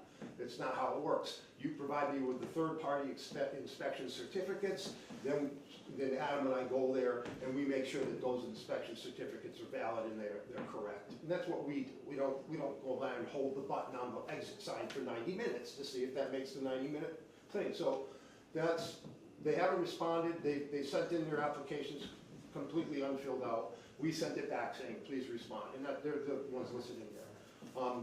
One transferred property, one of them, the churches that transferred, a private person bought it, and my understanding is they want to convert it to a business. Well, that's a process. You just don't take an assembly and then open it up as a store. That's not how it works. You have to go through the whole engineering process. It's a change of use, and so you can't just put a sign up there selling cookies now, whatever it is you do. It's an assembly, that's what the use is, in order to change that, you have to go through the correct engineered process. They don't want to do that, well then you're an assembly. You're still an assembly. If you want to even use the building at all, you need to have an annual inspection. And so, that's where we are with that.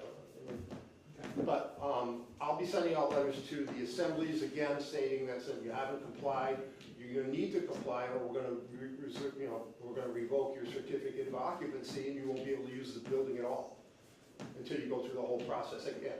So that's the next step with the assemblies. Because you're right, people die in churches all the time. Not like it used to be. Not like that one in Holyoke that killed 80 people back in the 1800s because the doors pushed in instead of out. So that's because of the building code. The building code has changed that over the decades to make these buildings safe. So we don't have those types of accidents happening as much. But They're big, beautiful wooden buildings, yeah, and they will go up like a tinderbox. Yeah. We seen the one there, was it Spencer? Yeah. The lightning strike to the That's tower, huge. and that was a huge fire. People don't realize how quickly you get disoriented. When the power goes out, it becomes dark, and you don't know which way to go, and then the smoke comes. You just don't realize how quickly that happens, and that's what exit signs and emergency lights are for. And if you don't have them, that's unbelievable in this day and age that you don't have them. I don't know if that's true or not. And then if they don't work, if they don't work, that's even worse. yeah. That one needs to be replaced, isn't that the one, Jim? I'm not sure if that's the one. Well, anyway. Even we have to comply with code, and you go through our building I still. came through this building here and it was in impeccable condition. Jim and the people that work here, they've done a great job. Mike, you guys finding Mike as your amazing. Yeah. Home run there, home run there. We have a great team throughout the whole town, and everybody's taking. Cheryl. That's why we got the maintenance budget now, and to make sure all these things are being taken care of, and you guys are doing an amazing job. But you have my support. All right.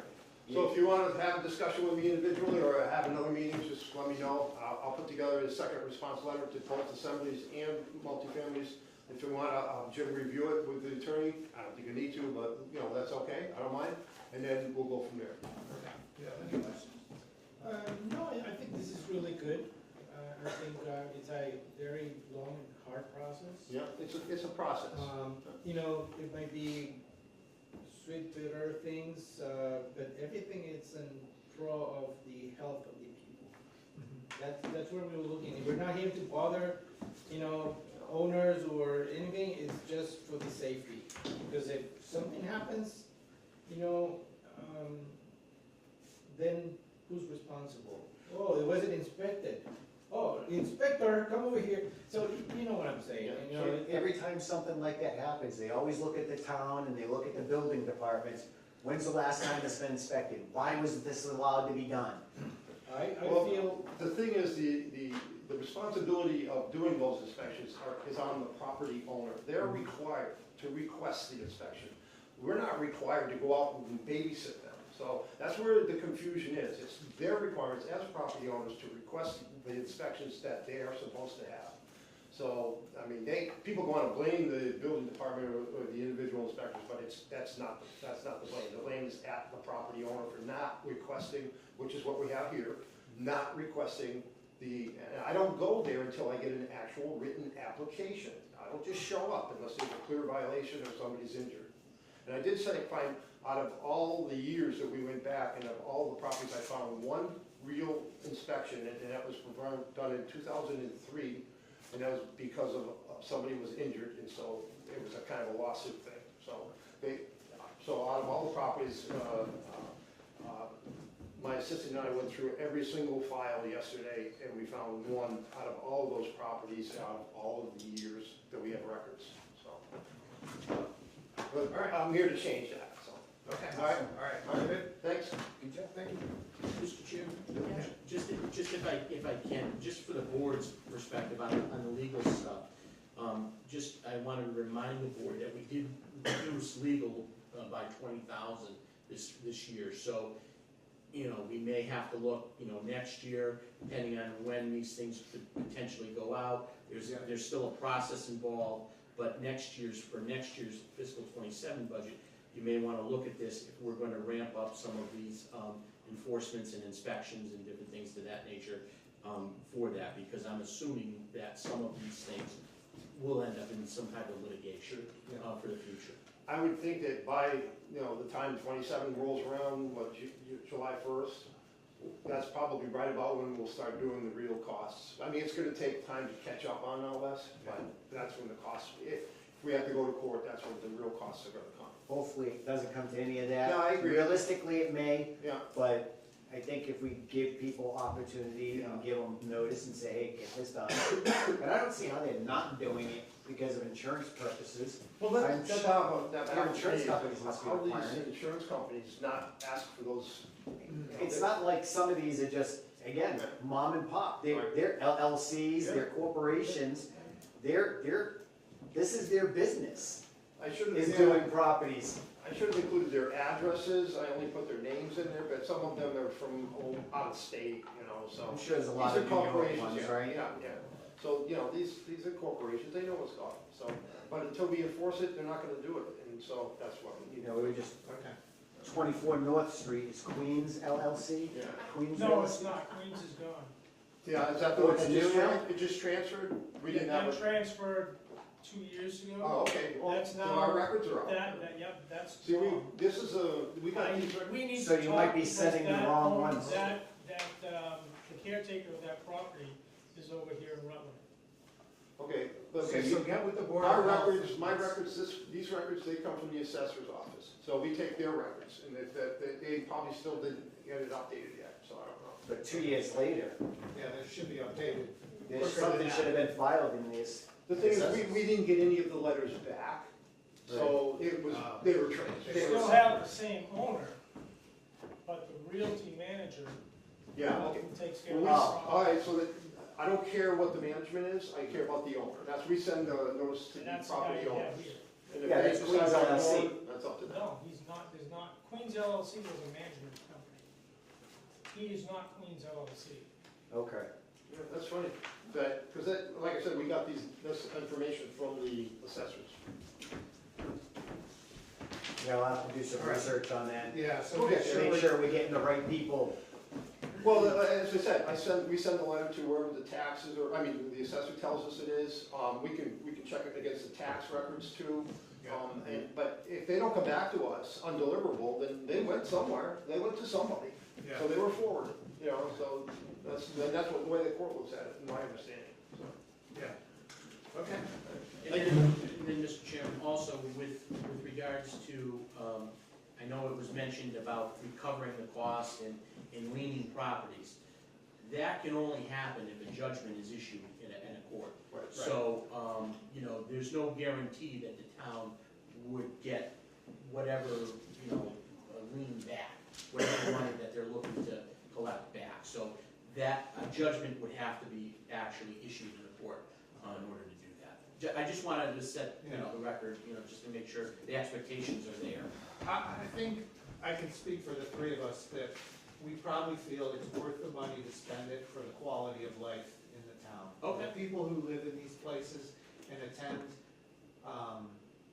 services or whatever function at these assemblies, that, you know, we want our people to be safe and healthy and living a good life, so it's worth the money. My thing is, it's not worth the paper it's written on unless you're willing to enforce it. And you gotta enforce it, and you gotta give the people that work for the town the ability to enforce these things and get their job done.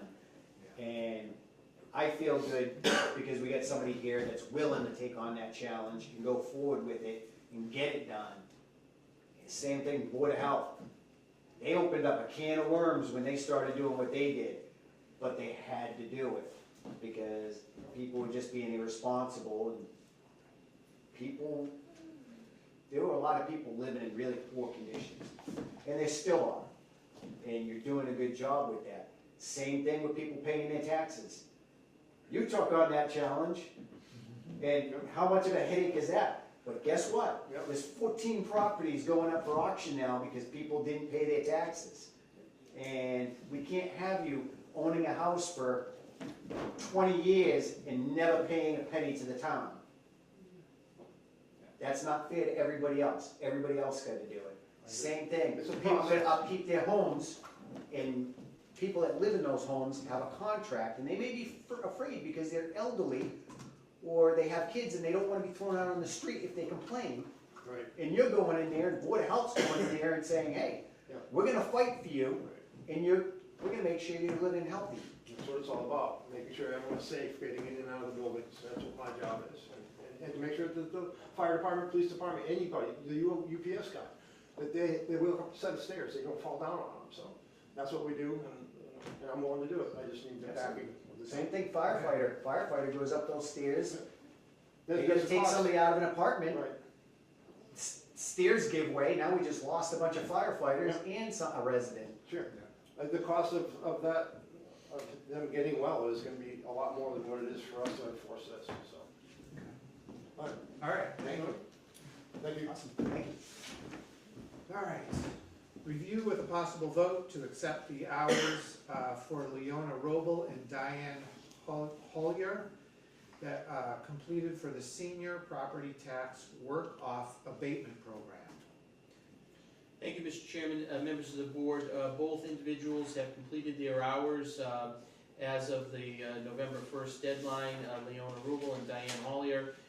Leona worked for us at the in the town clerk's office, and Diane Hollier worked for us in the Board of Assessors office. The hours have been verified by Griffin, who has taken care of all of the paperwork.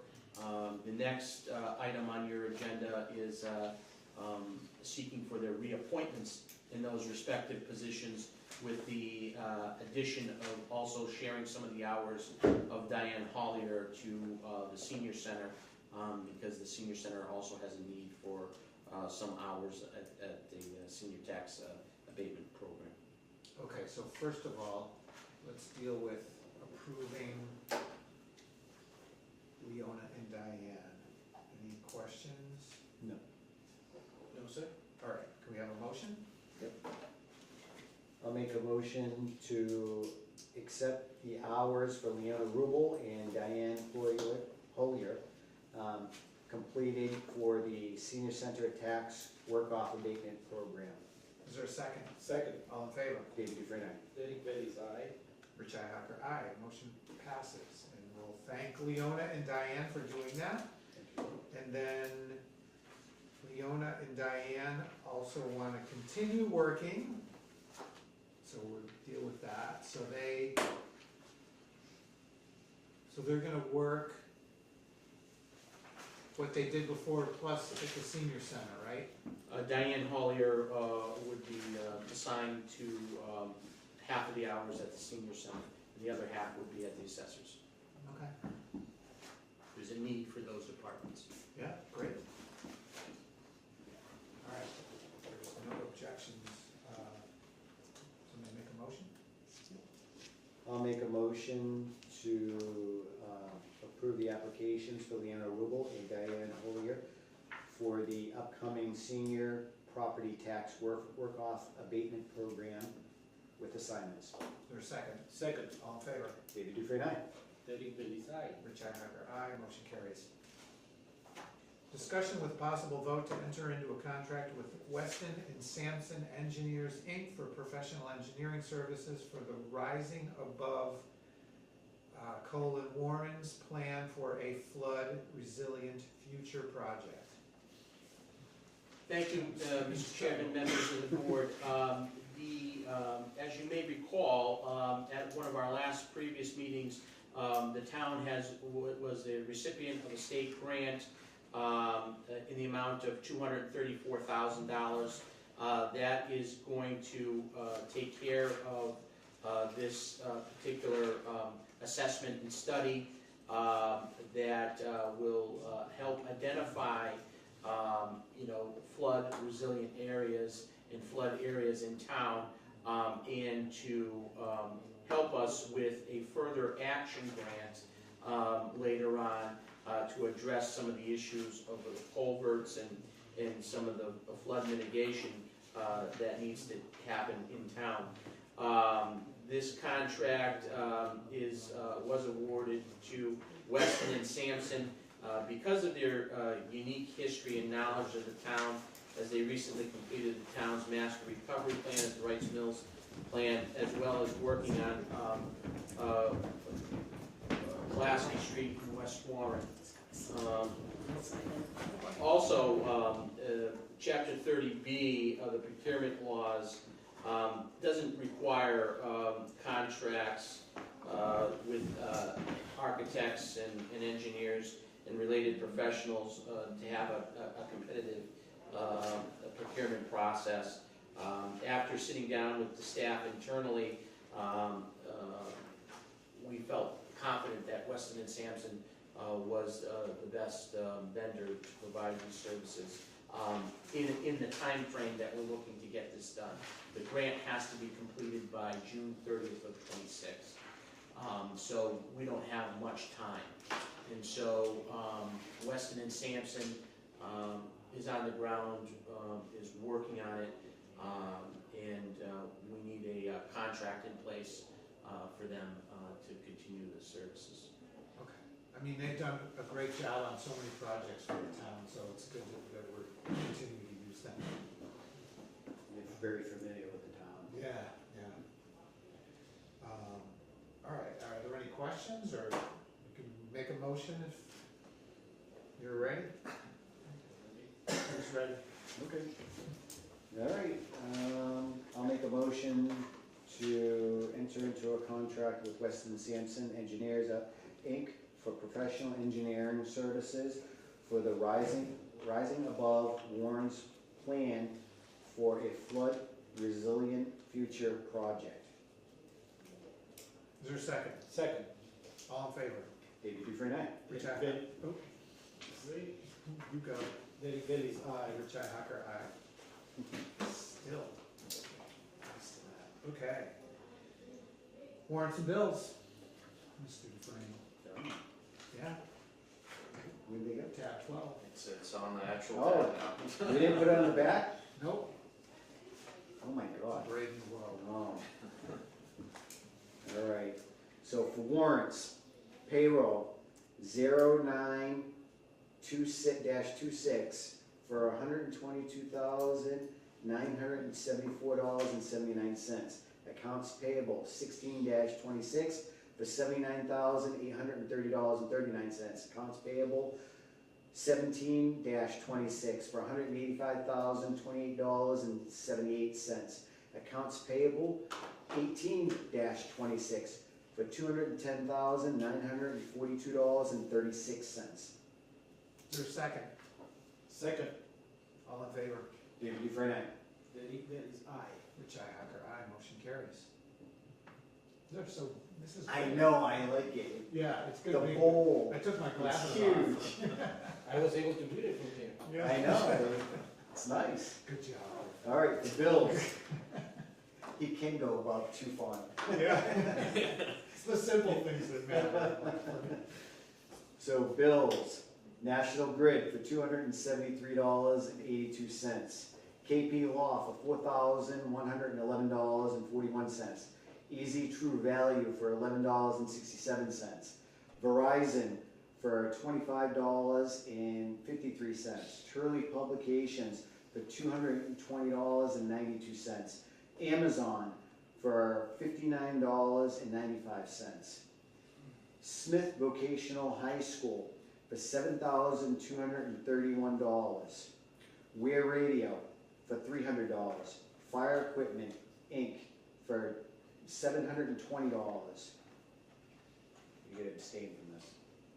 Oh, you want, skip me. I'm and gonna read the skip rest that of them. one. Marcy Deneen for $30, and Primo Brands for $177.07. Is there a second? Second, All in favor? David Dufresne, aye. Derek Bailey's aye. Richi Hacker, aye, motion carries. And I'm gonna give a motion to pay the following bills. Richard I. Hawker for $301.61. Can I have a second? Second, All in favor? Derek Bailey's aye. David Dufresne, aye. Motion passes. All right. Thank you. Meeting minutes. All right. Everybody get a chance to read. I do have one change. Where is it? I'm out of the equation, guy. Oh, you were absent. Okay, so it's,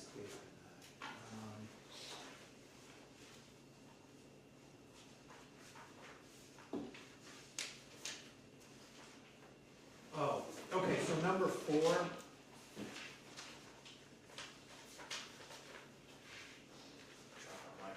Yeah.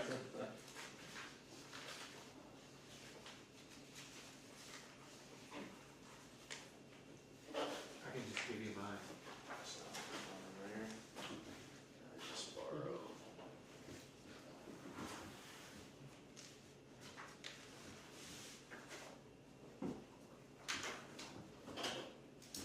Okay, so number 4, the board discussed researching the floodplain maps prior to putting forward any article to do a building study on the former Cornerstone, however you want to word that, Cornerstone Bank building. Just because it isn't clear what we, were doing there.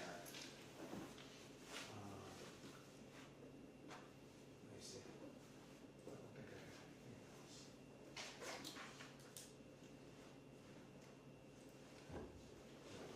So, did you have anything? Nope. I'm good. Okay. Is there a motion to approve the minutes? I'll make a motion to approve the meeting minutes for October 23rd, 2025. As amended? As amended. Okay, second, all in favor? David Dufresne, aye. Richi Hacker, aye, motion carries. Town administrator report. Thank you, Mr. Chairman, members of the board. Good evening again. I have a couple things that I'd like to report to the board. Number one, the generator here at the senior center, it is currently under contract with Power Products. Power Products has done several services over here, several repairs. One thing that they have not conclusively been able to tell me what the issue is with the generator losing power at some points during its operational time. I just don't like the response that I've gotten from Power Products. I called another local company out of Ware, Pioneer Valley Environmental, who services Generacs. I asked them to provide me with a second opinion and a quote, and they're gonna be coming, they came last week, but they need, in order, what they feel as though the issue is they feel it's an electrical issue with the transfer switch down in the basement. Power Products have always said that it was the generator outside, and it needed repair work, whether it was a wiring harness situation or other wiring issues out on the device. Pioneer Valley Environmental, they feel as though that it's a transfer switch issue as an electrical problem that's connecting the issue. And they feel as though that there may need to be some type of replacement there. So in order to really fully test it, they have to, the power has to come off on, shut off for like 10-15 minutes of the building. So they're gonna come out tomorrow at 1 o'clock to do a test. We've already worked it out with Sharon, where the power will be out for like 15 minutes in the building. She's aware of it. And I'm gonna have a better understanding from a second opinion and a quote for what the issue is. So the power goes out, the generator goes on, and then something happens. and you Correct. lose power. correct, and Okay, it shouldn't be doing that. right. They feel as though it's a, Are the lights dimming down? no, Or is it the generator just down, going lower? the generator is going lower, yeah. But we're not losing power in the building. No, Nothing's losing. yeah, after a while, it will just conk out, the generator will conk out. They feel that it's a wiring issue. That sounds like a generator, not the transfer. But without enough power. Yeah. Yeah. So he's gonna come out, he's gonna give us an opinion tomorrow and do a test. It's $90, it's not gonna break the bank. No. You know, I think it's well worth the second opinion to have it done. This is our emergency shelter, and it's getting around that season, Yeah, right. so Yeah. we gotta make sure we have a good working generator, so, Yeah. yeah. Also this week, I had another department head meeting, just to go over, obviously we've got a couple of new things that came up. We have a new employee, a new chief operator. I introduced him to all the staff at the meeting, and brought him around to all the departments. We talked about the STM, the special town meeting, coming up on the 20th, making sure departments are ready to either make their motion or defend their articles on the floor, whatever the case may be there. We also talked about the auction, the public auction that is coming up, and the expectations there. And we also talked about the need to continue to do some continuous training. I have already put the bug in Jeff Blake's ear again. He's promised me a free sexual harassment, anti-discrimination training for staff. It's been some time since all staff has had that, so I'm trying to get that scheduled either in December or January. Is a good time. It's a little bit slower around that time to get that training in, as well as myself and Chief Millette went out to Northampton yesterday for an injured on duty seminar for Maya. It will also count as a credit towards our insurance policy as well. But the injured on duty, a very important seminar that Maya puts on. God forbid if we ever needed to use that for any of our men and women of the department, police or fire. You know, it goes over what are the requirements, some of the things that needs to be done immediately. And so it was a good training put on by Maya. We also, I met today with Jeremy and with Central Mass Regional Planning Commission, John O'Leary, as well as Waterford Design on the River and Central Street bids that came out. We are going to be making a final determination as to what route the town is going to be going, in what direction. So there's gonna be some news on that. And we also talked about potentially going out for a new specifications on the project to hopefully attract a larger pool and more competitive bids. Also, tomorrow, right here at 9, in this room, we're going to be having a Rutland dispatch meeting for the administrative board. So the board that all the town administrators are on, we're going to be having the meeting here. This is our packet is right here.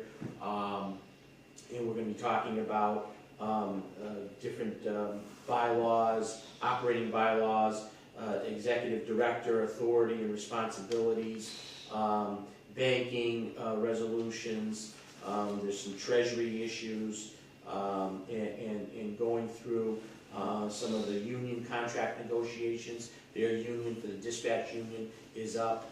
I think that I'm going to be playing a little bit of a role in some of the negotiations for their CBA.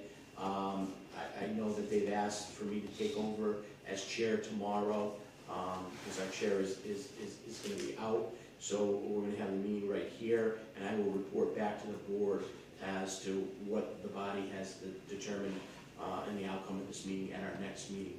Logistically, this month, we have quite a bit going on towards the end of the month. Like I said, the public auction is going to be on Tuesday, November 18th at 2 p.m. at the Shepherd Building Gym. 3 p.m., right? 2 p.m. Okay. 2 p.m. That's 2 p.m. on November 18th. And the special, I already had Griffin post for the pre-special meeting at 6:30. We'll be meeting with the FinCom, moderator, town council, as we normally do a half hour before. But I kind of also wanted to take the temperature of the board. We may need to meet maybe an hour or two before just to get some business done that may have come up in the next few weeks, maybe just to pay some bills and different things. Would the board be opposed to that?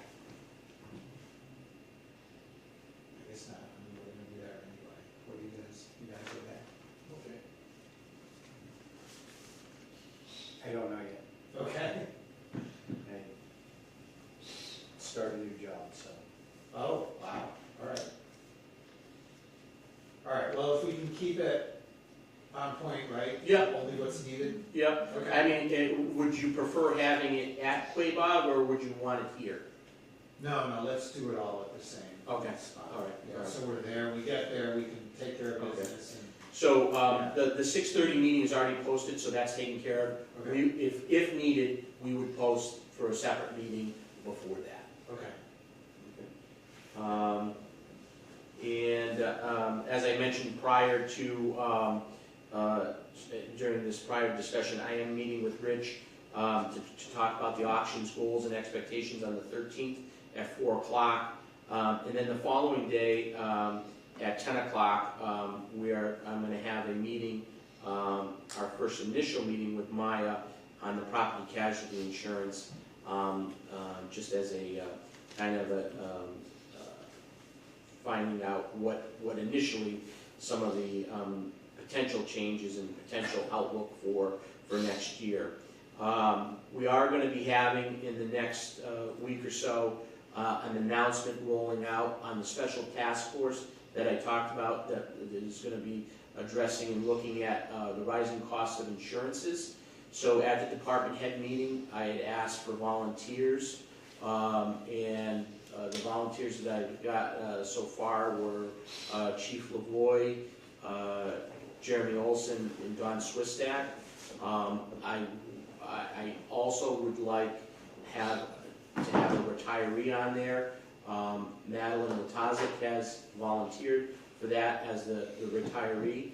And I would also like to have somebody from the patrolmen's, so either the president of the Patrolmen's Association or his designee on there as well, and then maybe a member of the public.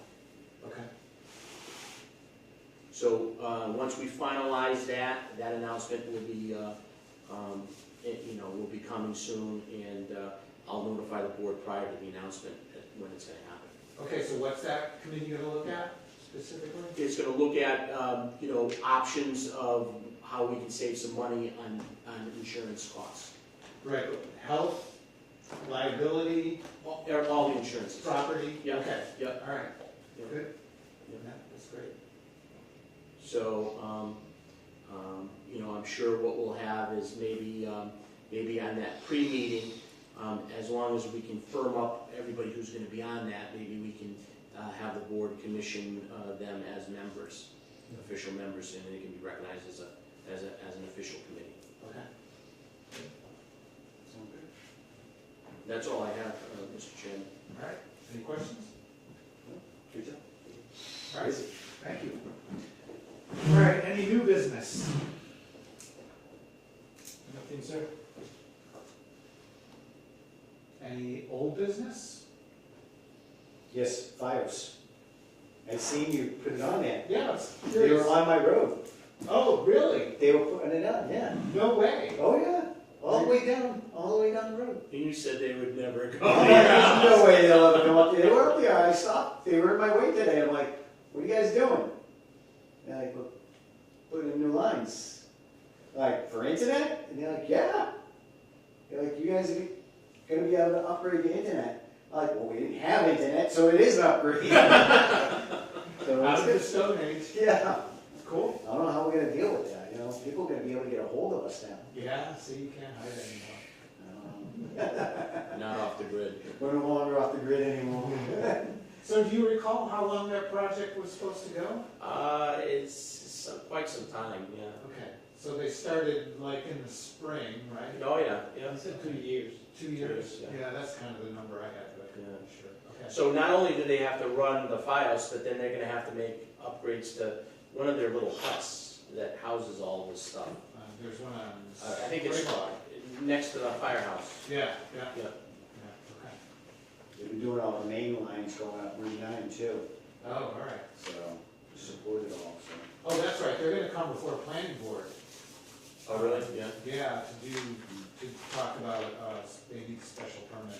Yeah. To do whatever they're doing in that, facility. Yeah. They don't have any permitting right now at all, apparently. Oops. Somebody knows that. Anything else on old business? Credit cards? The Lowe's credit cards have been issued to fire, highway, and Mike, our maintenance guy. And those are on the streets in working order. Our next step is to look at, up beyond that. So we changed out the Lowe's cards that were, had terrible terms. The terms were due in, 14 days, which they never got paid in 14 days, and caused late, and then caused us to have the cards canceled. So these are Lowe's professional commercial grade cards, as opposed to the cards that were opened before, which were like a household card type of credit card, that the terms are very narrow and did not allow for an expanded term. This term is net 60, so there should be plenty of time to get these done. And so we were able to get those all separate 3 departments. And again, before, departments would just open up their own credit card and the treasurer would not know about it. Yeah. And so I think that was what we were trying to correct, and then try to go about a right way of issuing these things. So we're working on that, and we're going to have to work on. They changed up. I know a couple departments have Walmart cards, the senior center, as well as Parks, I believe, at Walmart. those, theirs are also, I think Walmart is getting away from credit cards. So I think they're closing those out, so we're gonna have to look for alternative solutions to that. And we're trying to come up with a better plan for that, to look that up. But that is on our radar, we are working on that. You said Walmart? Walmart, yeah, What about having an account?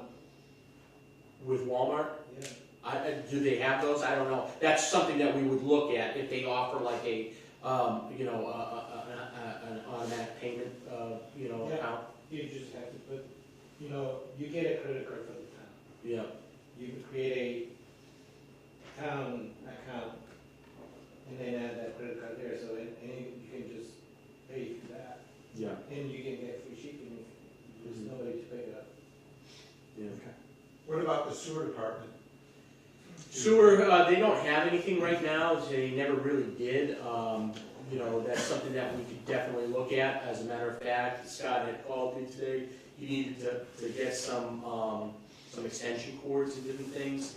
Yeah. And so, I directed him to Amazon at the moment and to see if because we have an account there that's easy access and we can order and get it shipped pretty quick. So, he said, I said, if you can't find what you need on Amazon, let me know. Okay. All right, good. Jason? I'll move it to comments and concerns. Okay. Any other old business? All right, correspondence. What do we have? Oh, this thing about our shared health services.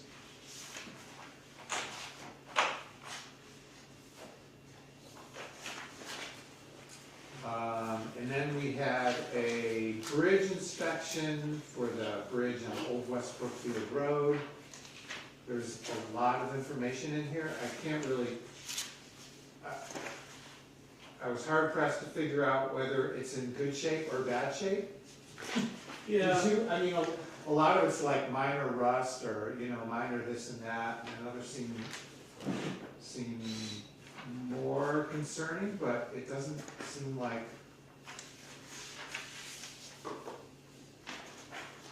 there was any big concerns about it, right? I mean, there's a few things like the railing and there's little bits and pieces, but.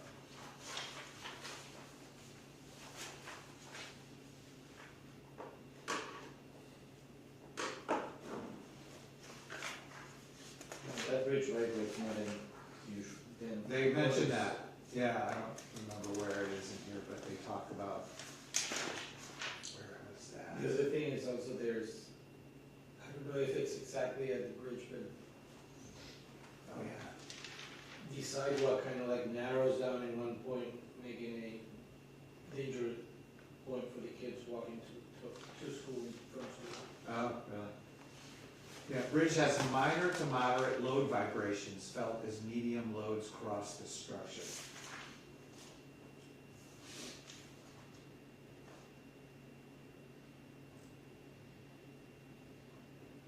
So do you know when these happen? I don't recall ever seeing them. So the inspection was in August 4th.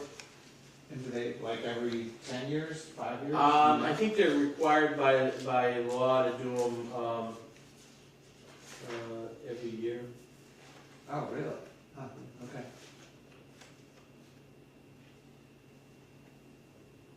Every 2 years, I'm sorry, 2 years, every 2 years.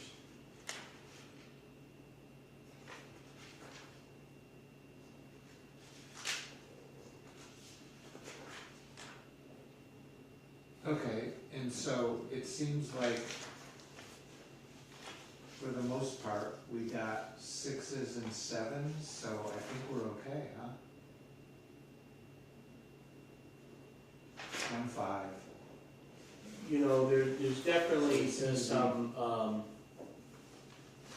you know, some surface issues with Yeah. that bridge, that need to be looked at, but structurally, from the indications of this report, nothing seems to be,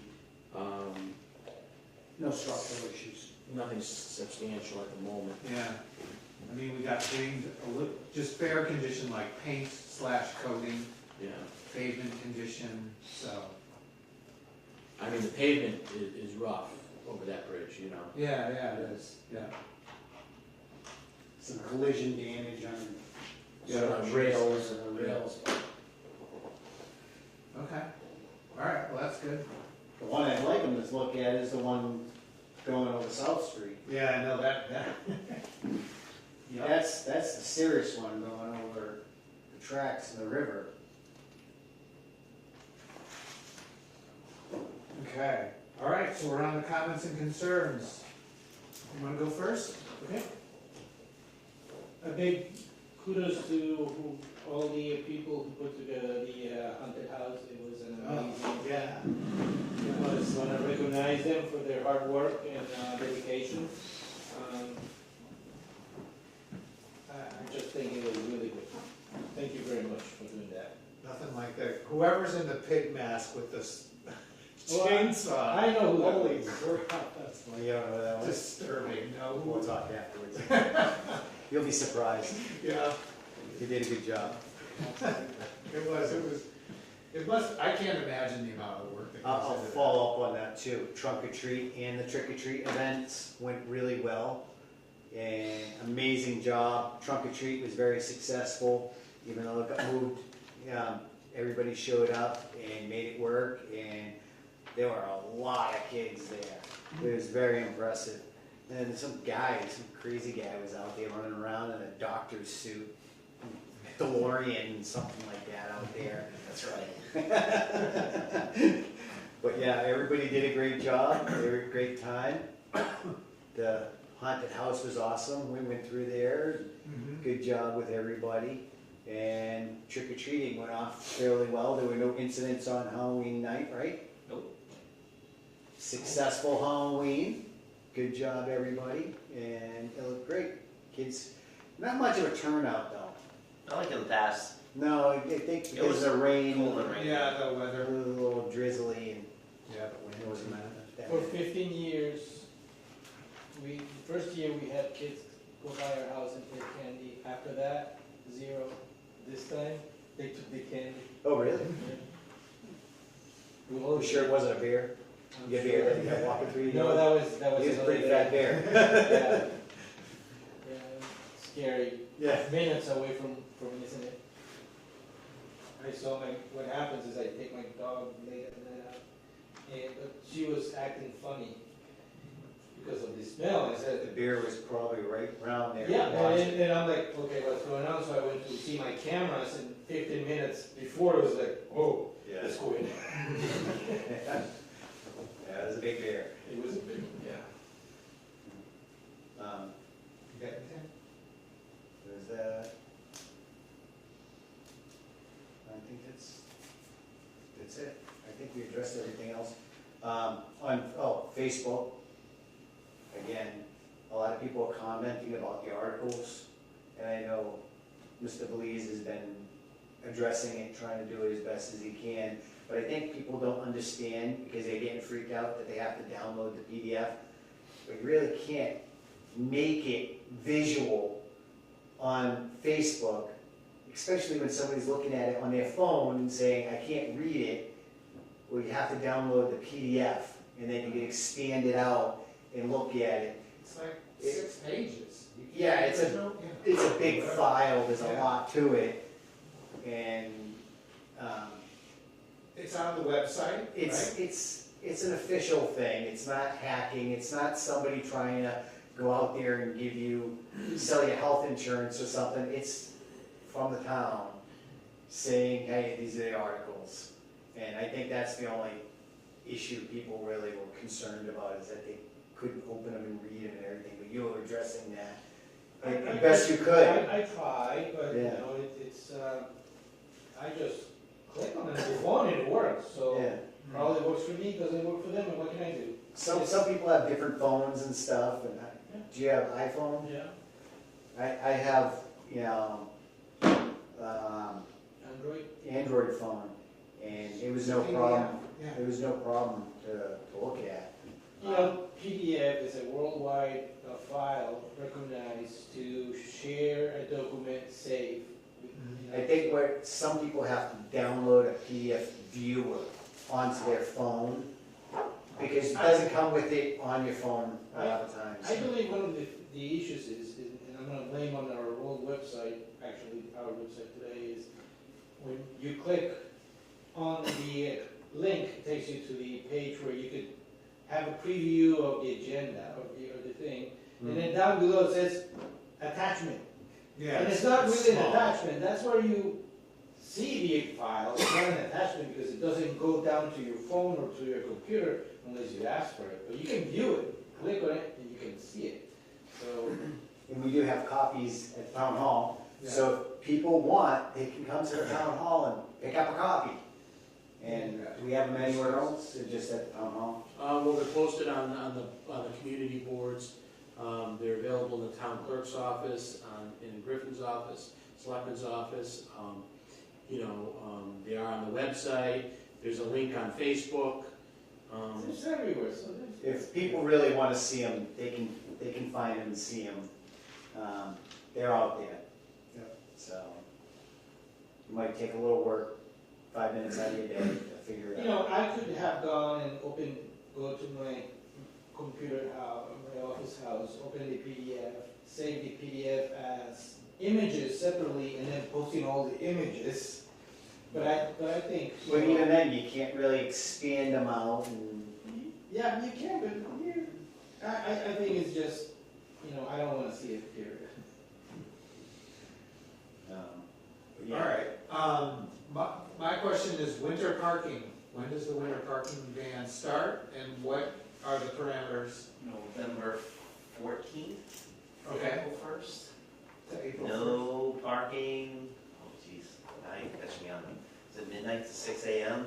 Yes. No parking during No parking and. So winter events, Yeah, no overnight parking, am I missing anything? Something downtown, used to be downtown like 12 to 6 or something, no parking.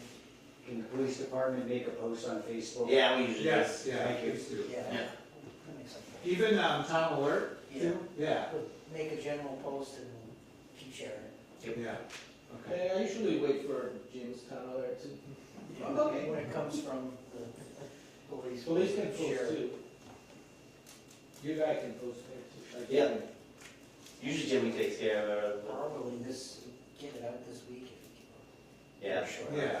Yeah, They're already talking about snow and weather. Oh, really?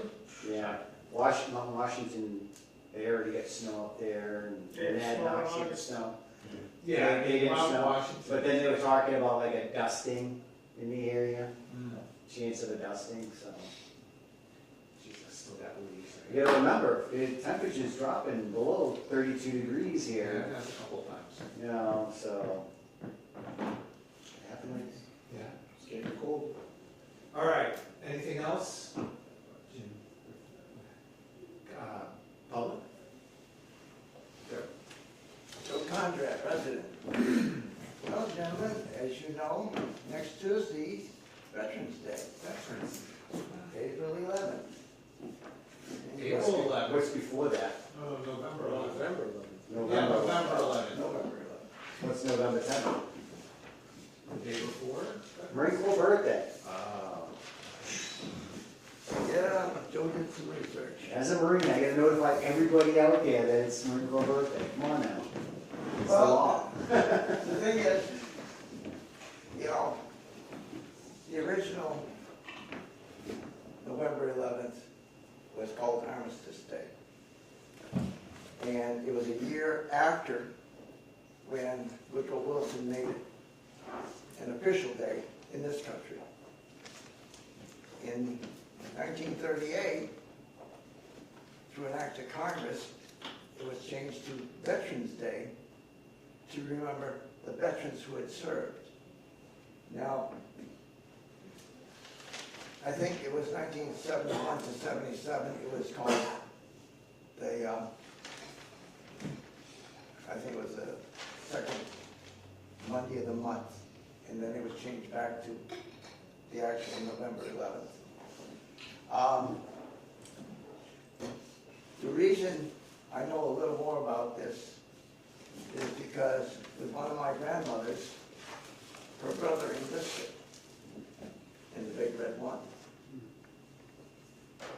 As you can see, this is,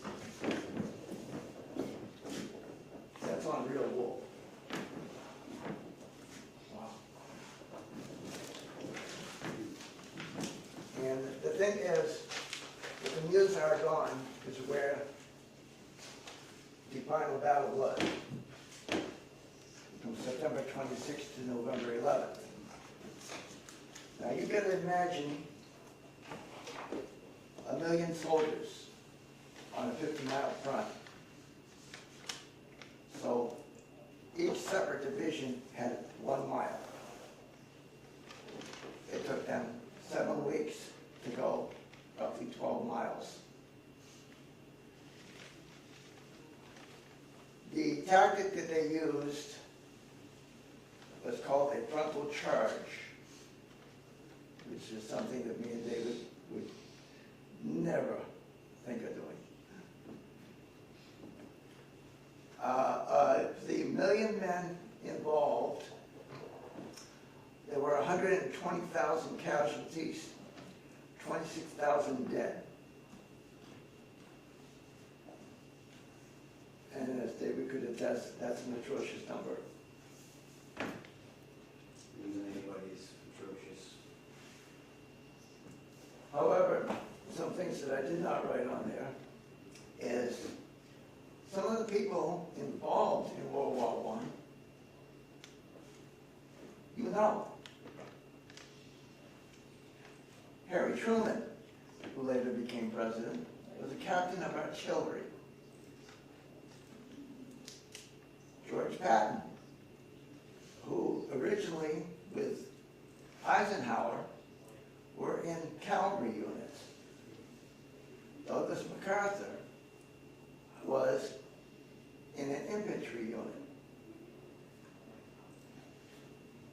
These are people who, through World War II and after, basically started their army careers there. We have to remember that an armistice is not a peace treaty. It is a ceasefire. And as we know, in 1939, Germany broke the ceasefire. That was another war that we were basically dragged into. Now, were there other ceasefires? Korea, 1953. Technically, we are still at war with Korea. North Korea. North Korea. Vietnam. We had the 1973 ceasefire. When we pulled out of the country, North Vietnam took over South Vietnam and Cambodia. And the latest armistice is between Hamas and Israel.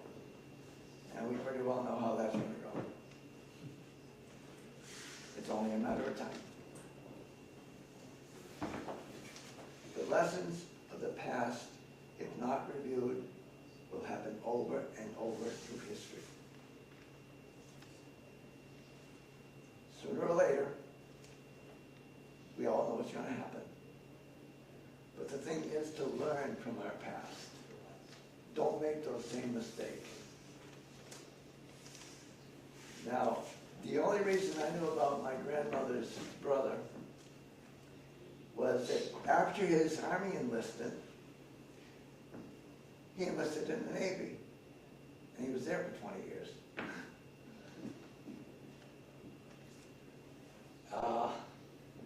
After he got out, he had a slight drinking problem. And ended up in a veterans hospital, I think it was in Rome, New York, where he eventually died. He's now buried in Vermont. But the thing is, he was willing to serve. Never married, to serve this country. Duty, honor, country. If called upon, we will once again rise to do our duty. Thank you. Thank you. Right? The camera views are bad, but, Pick a camera. hi, Ray Capaco, town manager. A couple of things. I missed the administrator's weekly report, and it didn't get brought up at all, but and I apologize if this was spoken to, but did the free cash certification reduction, did that ever get addressed? It's to my knowledge that the reimbursement has still not been submitted yet. Okay. I talked to Jeremy on Monday, and he said that Shelley was working on it, so that's all I know at this point. Okay. Just encourage that to be followed up with. Yeah. Just a kind of a public announcement. Jim Fountain's intending to have an open house at the bank on the Saturday before the town meeting. So is that the 15th? I believe that's Saturday the 15th. I don't know any more details. I think it's intended for the morning, like 9 to 12, something like that. But just if anyone from the public's interested in seeing the building before the town meeting, just he needs to be able to get that information out to the public somehow. So that'll be happening.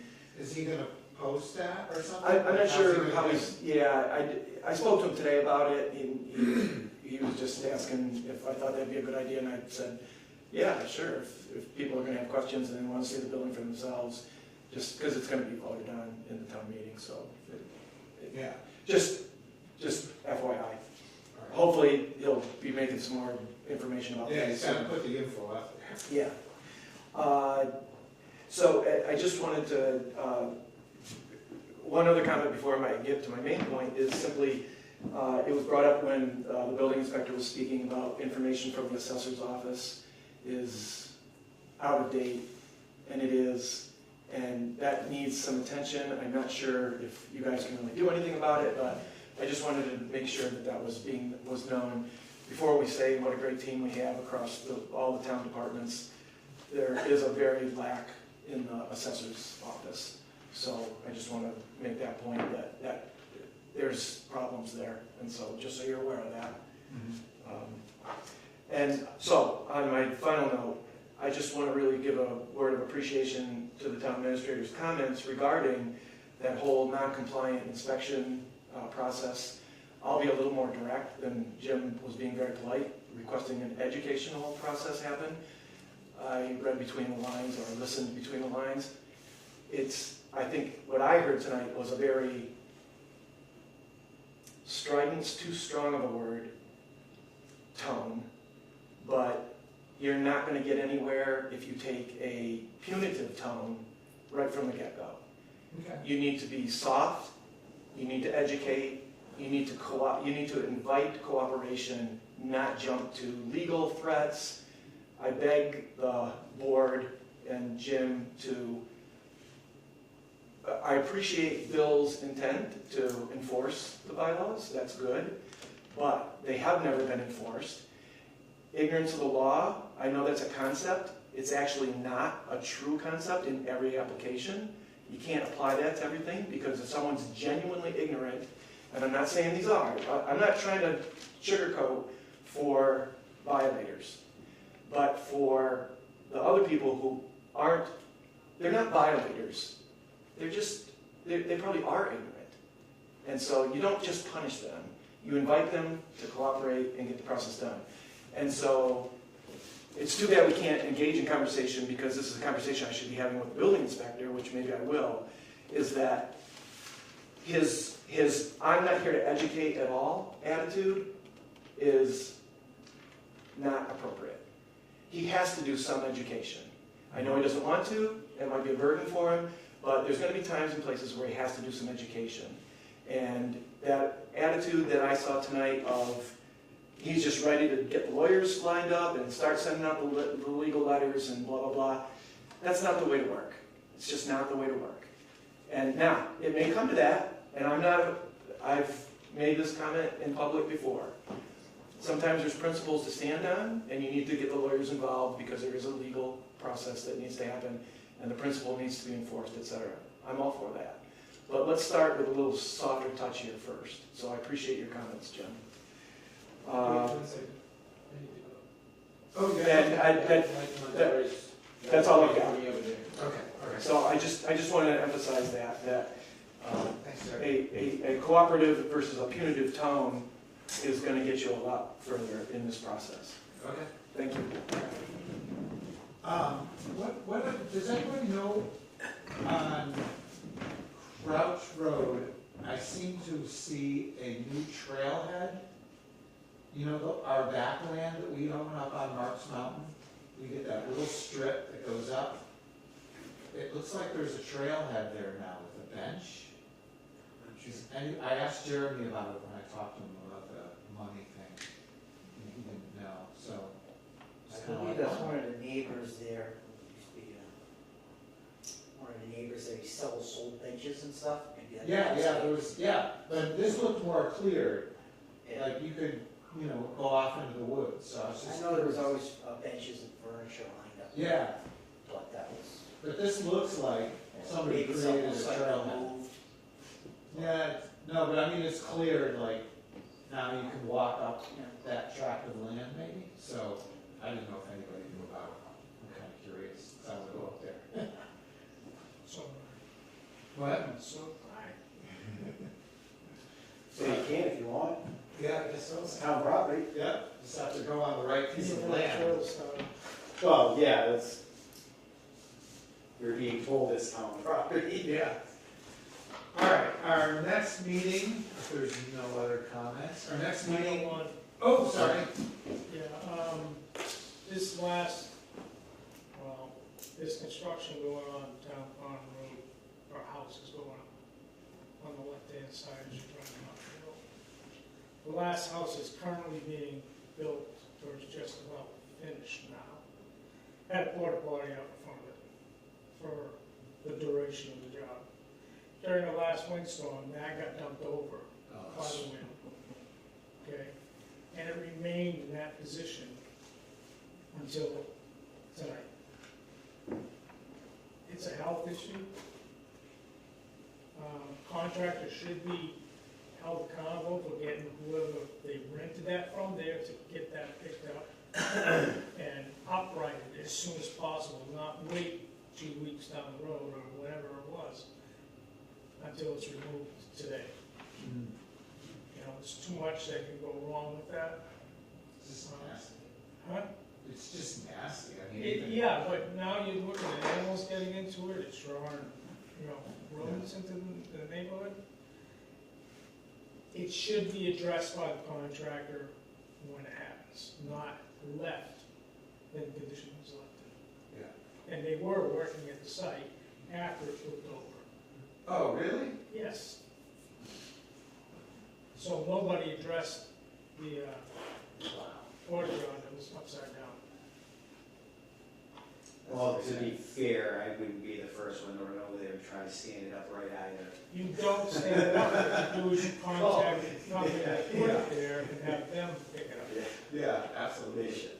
Yeah. And that's the responsibility of the contractor. Yeah. And I think something like that needs to be addressed when we give out building permits for them to, they need to set their job site up the right way. And if something happens like that, fix it the right way. Well, a lot of them don't even have porta potties on them. No, I know that, but this one did. Yeah.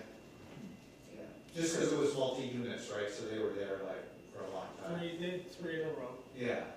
So they're gonna be on that site. It still should have been addressed by the contractor when it looked over the next day. Yeah, yeah. Not left there for a week or 10 days, whatever it was. Okay. Just hope nobody was in it. Yeah, it was a nightmare. All right, our next meeting is the 20th, before the special town meeting, and time to be determined, I guess. For sure 6:30, but we'll see. There may be an There additional. may be a before the meeting's meeting. Yeah.